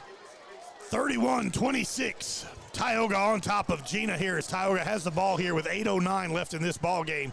Case Malone in the shotgun. That's Kenny Ponche standing to his left. They give it to Kenny. Kenny lowers the shoulder, picks up about 2 yards. Boy, that's a horrible spot, man. You see it, what I'm seeing on that far side, Judge. He gives him like a 1 yard carry. I mean, he was clearly 2 to 3 yards. Again, it's going to bring up second down with 7:50. Well, here's the thing. You got to keep working the clock, but you got to make sure you get 3-4 yards of carry. And again, no doubt in my mind, Case has got the game slowed down in his mind. We just got to get behind the blockers. Here we go. Case quick pass to Kervin Johnson. Kervin cuts back up. Look at Kervin Johnson go. Kervin Johnson to the 45, to the 30, 20, 10. No flags. Touchdown, no flags. Tyogga. Case Malone to Kervin Johnson. And just like that, we strike back. I tell you what, 65-yard touchdown run, 70-yard pass, 70-yard catch. Mr. Kerwin Johnson tonight has been the man on the field, trust me. Well, attempt the extra point. Not count what he's done against Cooper on the defensive side. Absolutely. We don't even think about that, how good he's been defensively tonight, shutting down Cooper. The one time he leaves, they score that big, long touchdown pass over the top. Kervin Johnson, my goodness, that was he broke through 4 tackles to take it to the house. Again, the biggest problem we have with our offense is we score too fast. Ethan Bridges with the extra point. Kick is up. Kick is good. 7:23 left here in the ball game. Tioga 38, Gina 26. We'll be right back on 446 Sports. Are home problems turning your life upside down? Trust Southern Air Cooling, Heating, and Plumbing to save the day. From keeping you comfortable to plumbing repairs and even generators, we do it all. Southern Air Cooling, Heating, and Plumbing, your one-stop solution for AC, plumbing, and generators. If you need us to save the day for you, call Southern Air Cooling, Heating, and Plumbing or visit us online at southernairnow.com.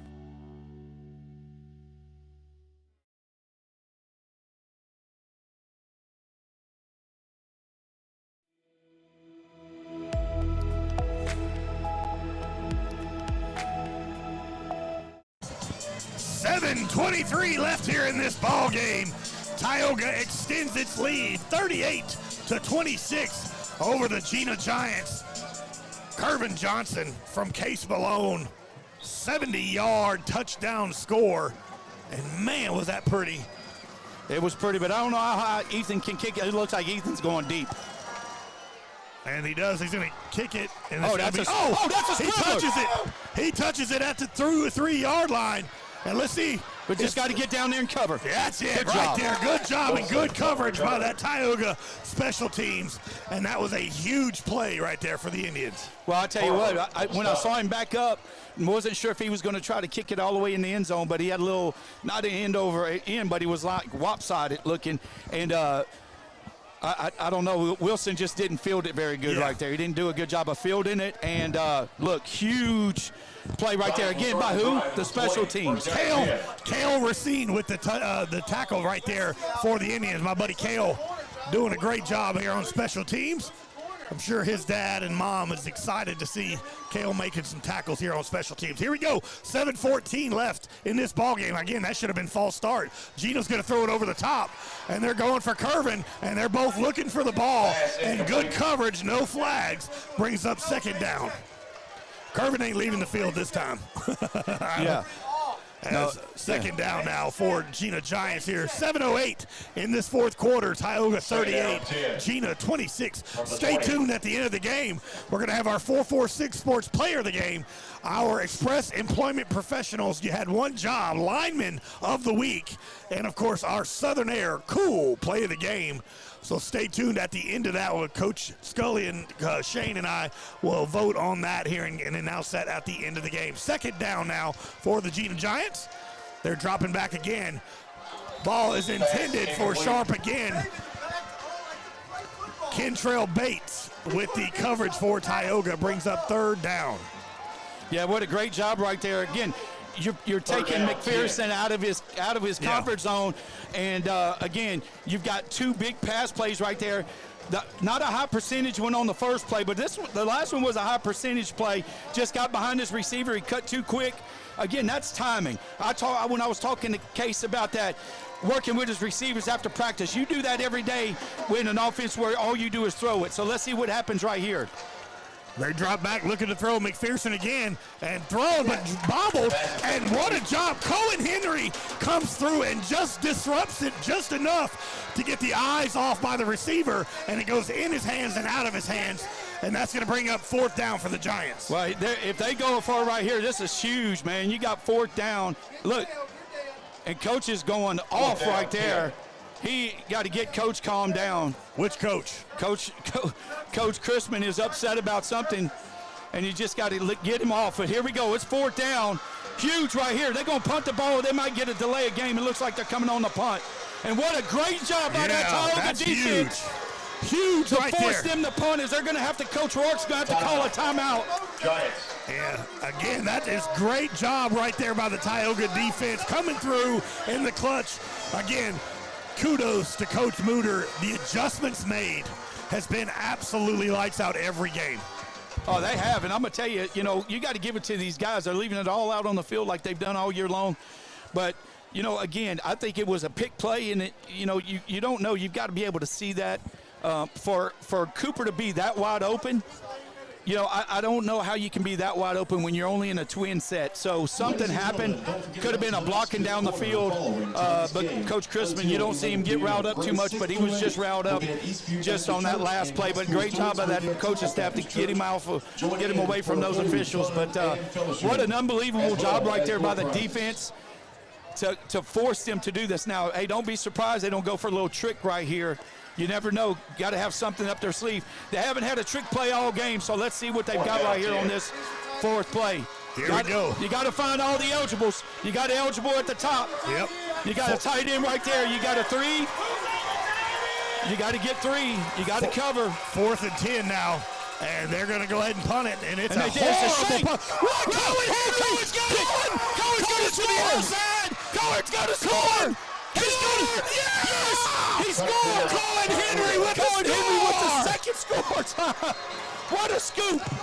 What a job! It was a bad punt, and they kick it right at Cohen Henry. He scoops it up.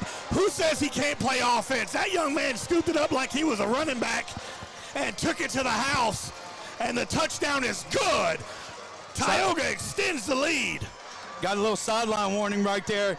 You can imagine that he's not very happy about that, but what a huge, hey, does Cohen play shortstop? Because that was a shortstop play right there. That was unbelievable. I don't know if he was trying to do that on purpose, but what he just did right there, Cohen was waiting on. It's like, hey, I'm ready, come on. It goes down in the stats as a 22-yard punt return for a touchdown. We'll take it. Jackson Tarver's normally the guy, but Cohen said, I take this one, guys. Look at this, I'll do this. So here we go as Ethan Bridges gets ready to kick the extra point, and a huge stop right there, and Cohen Henry just absolutely manhandled. That ball came right at him, and a big stop. Coach Book over here, all high-fiving. I think they did that on purpose. They put us all up here by ourselves for a reason. Ethan Bridges. Kick is up, and the kick is good. 6:51 left here in this 4th quarter. Tioga on top, 45-26 over Gina. We'll be right back on 446 Sports.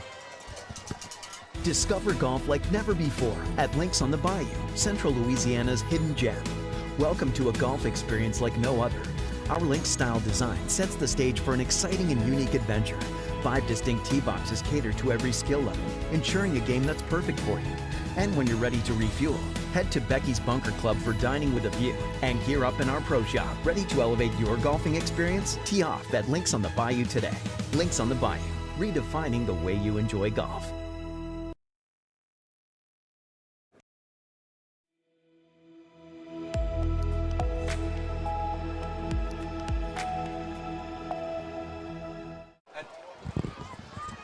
6:51 here in this left in this ball game. Tyogga with the 22-yard punt return for a touchdown by Cohen Henry extends the lead 45-26 as they kick it off, fielded at the 15-yard line. Still, good tackle right there, right at the ankles is Kenny Ponche with that tackle, and out comes that Gina offense. Kenny and the other Bates brother, number 7, that was on the play right there. That was Contavious Bates on the tackle with Kenny. But again, putting them in field position where they got to drive down the field or they've got to do something that they're not comfortable with, and that's throwing the ball. Their last possession, they threw the ball 3 downs. They ended up having a punt. So again, hey, it's 1 against 1 right here. Give them a little room. Force the quarterback to make a good throw right here. 1st and 10 for the Gina Giants. Quick pass to the outside. That's Cooper. And Irvin Johnson makes a great tackle. And the chit-chat has begun over there on that side, one-on-one, huh? Well, Cooper's a heck of a player, too, man. He is. And here's the thing. You know, these guys have been talking smack talk for a year, kind of like similar to Pineville, Tyogga, and then you've had Gina, Tyogga. So, you know, hey, look, I've always said if you're going to talk it, you better make sure you put it out there on that field on Friday nights. And, you know, both teams have done a tremendous job right here of executing.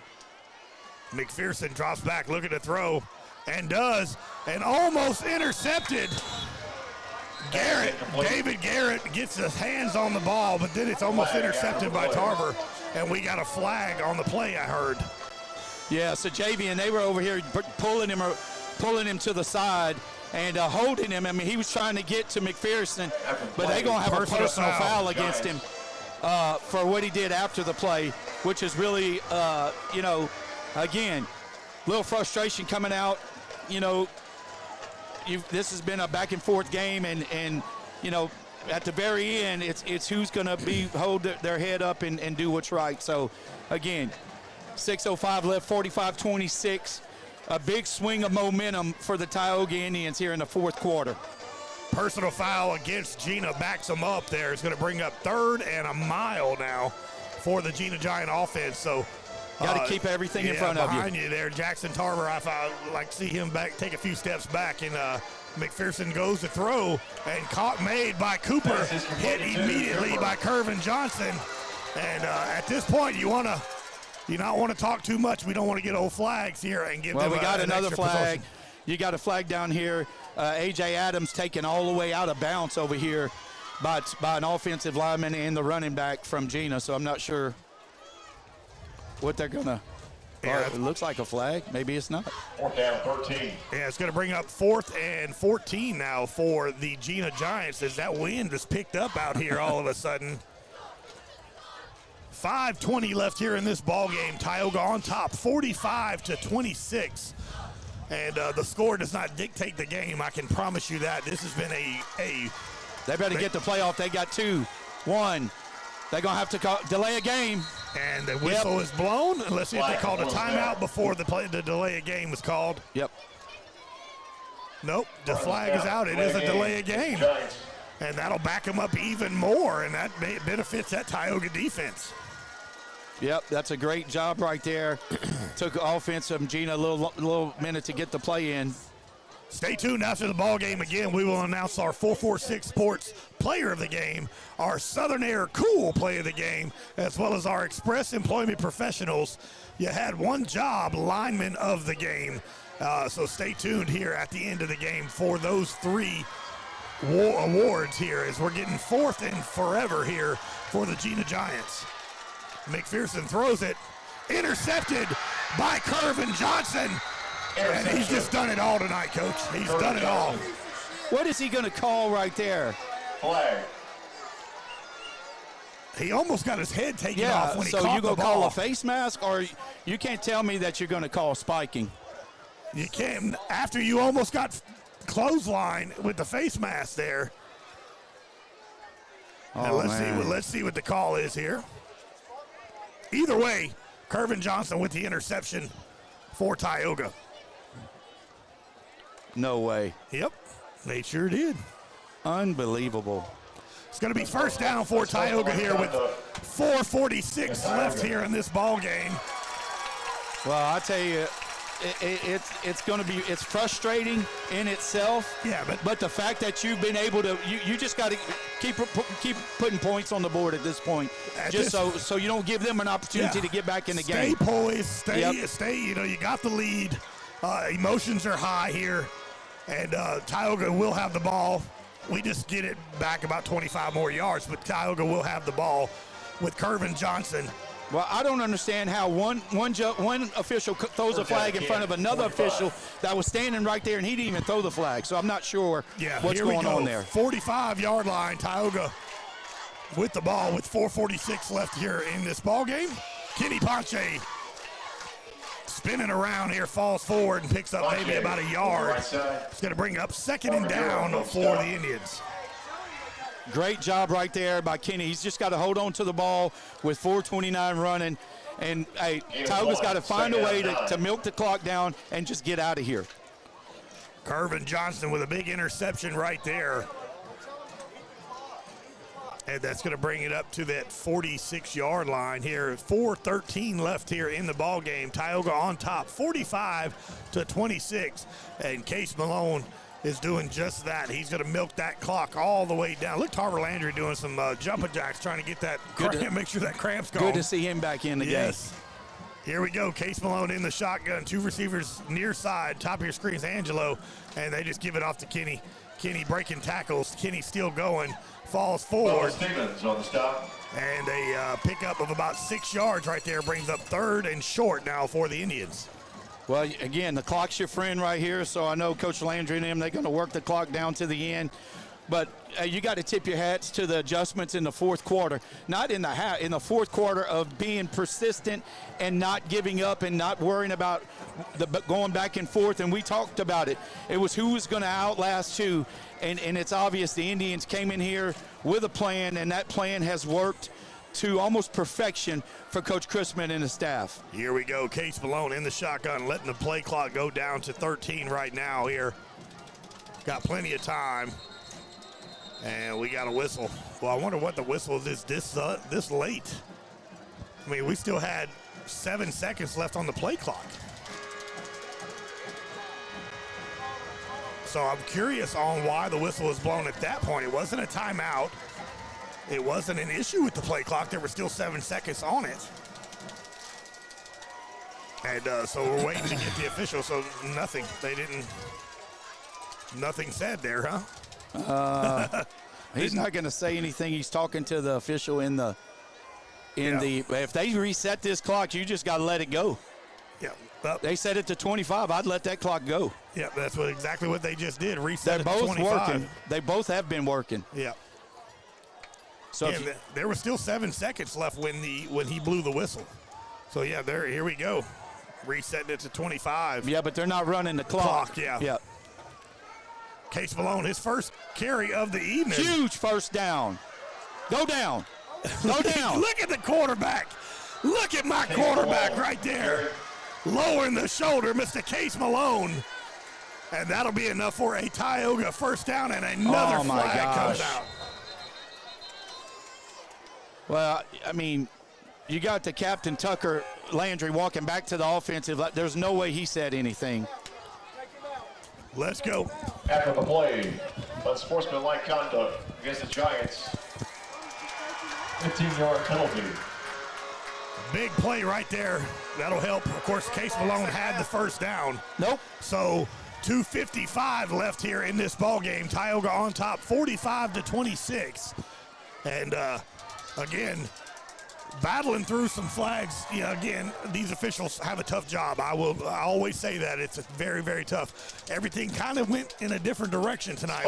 We didn't get a lot of calls. However, that being said, Tyogga has been phenomenal tonight, fighting through adversity and making sure that they don't beat themselves. And now the ball spotted at the 26-yard line. I have no voice. My voice is gone after that Cohen Henry punt return for 22 yards. It's done. Thank goodness I don't have to work tomorrow. I don't have Red River football tomorrow to broadcast. Yeah, so I don't have to talk again until Monday night. But man, just the veteran leadership by this Tioga team of fighting against adversity. This is a very good Gina Giants team, man.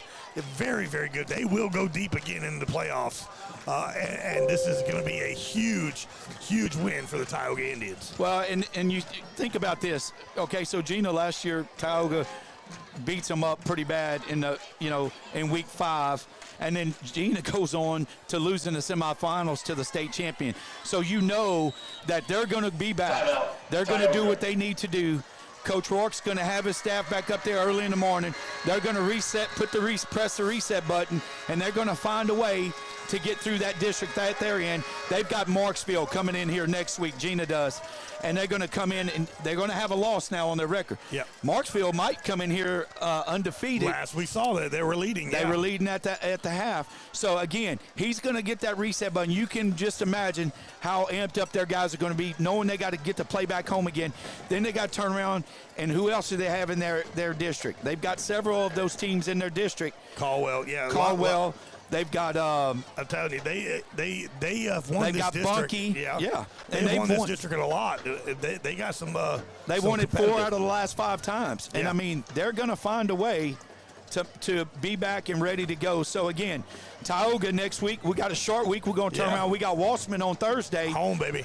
And we'll be at home. Redemption. They beat us last year at Wassman during their homecoming. When I tell you, that was like a Southern University Jaguar homecoming game at Wassman last year. It was fun to watch. They were fantastic. The game wasn't fun because we lost, but the experience was great. Here we go. Case Malone in the shotgun. Hands it off to Kenny Ponche. Kenny just falls forward to the 24-yard line. And the clock will run here with 2:06 left in this fourth quarter. Again, Tyogga on top, 45-26, and Tarver Landry hurt again. Let's take a break and come back again. 45-26, Tyogga on top. We'll be right back on 446 Sports. Are home problems turning your life upside down? Trust Southern Air Cooling, Heating, and Plumbing to save the day. From keeping you comfortable to plumbing repairs and even generators, we do it all. Southern Air Cooling, Heating, and Plumbing, your one-stop solution for AC, plumbing, and generators. If you need us to save the day for you, call Southern Air Cooling, Heating, and Plumbing or visit us online at southernairnow.com.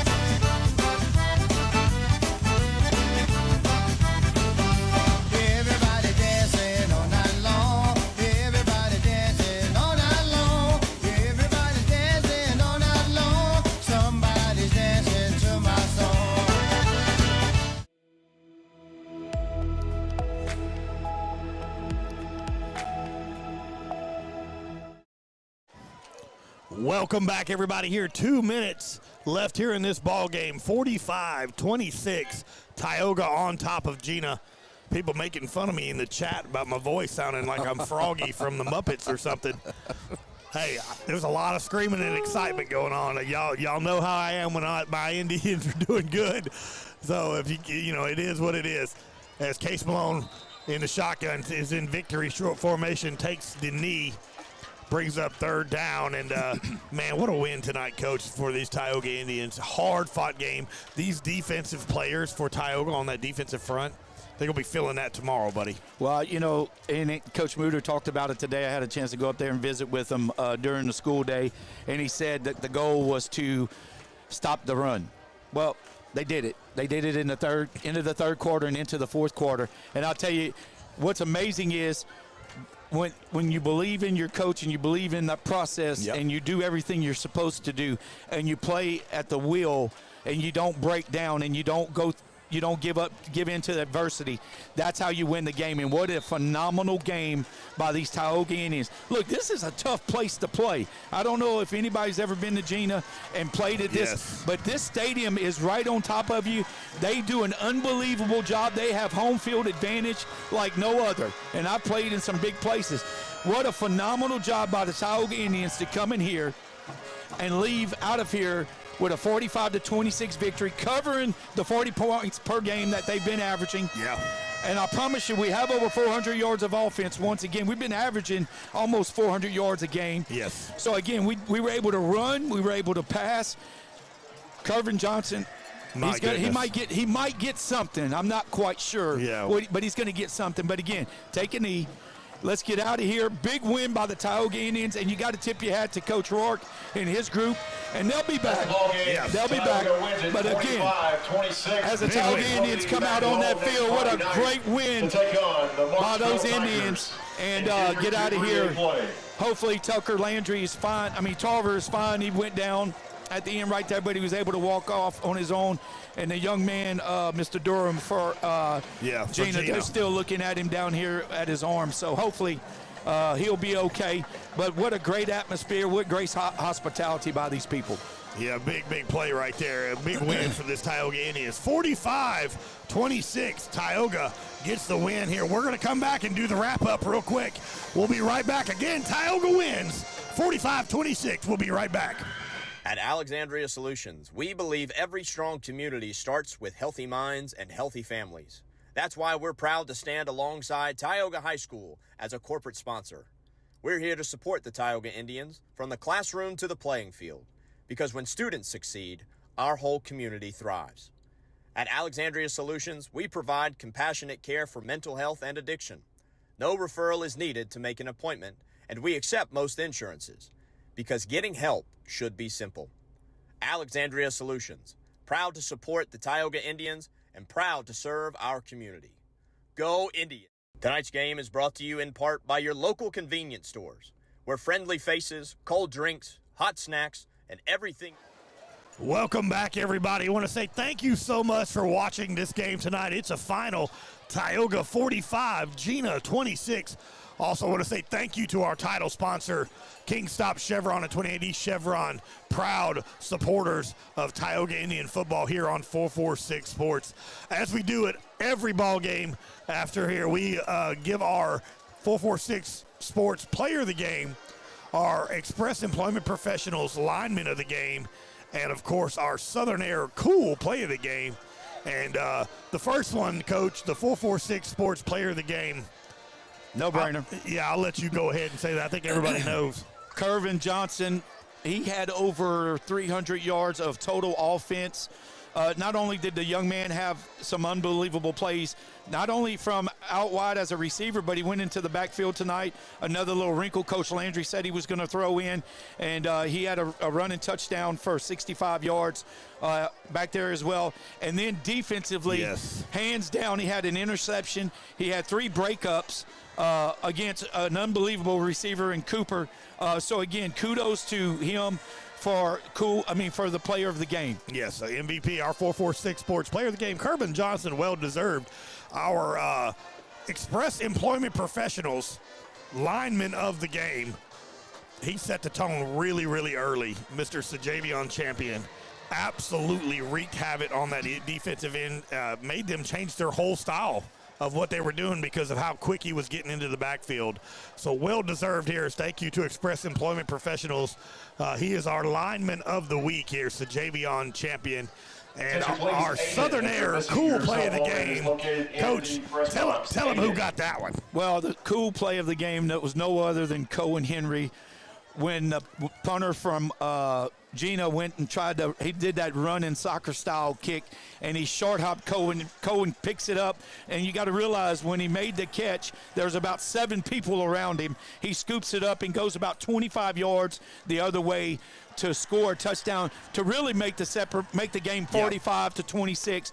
But you got to give it to not only these players, these coaches, but what about the fans that came and traveled all the way to Gina? Yes. You could hear them from up here where we were, and to come in here and be able to play against a team like this with this type of atmosphere, tradition, and the success that Gina's had, and then to our band, yes, to the cheerleaders, the dance line, it takes them all, and just the energy tonight by these Tioga Indians across the board was phenomenal. But I'm going to tell you, made a big-time statement tonight on this field, Tyogga did, and Coach Chrisman challenged him, and he said, where do we stand halfway through the season as we go into district, and what are we going to do on a difficult night?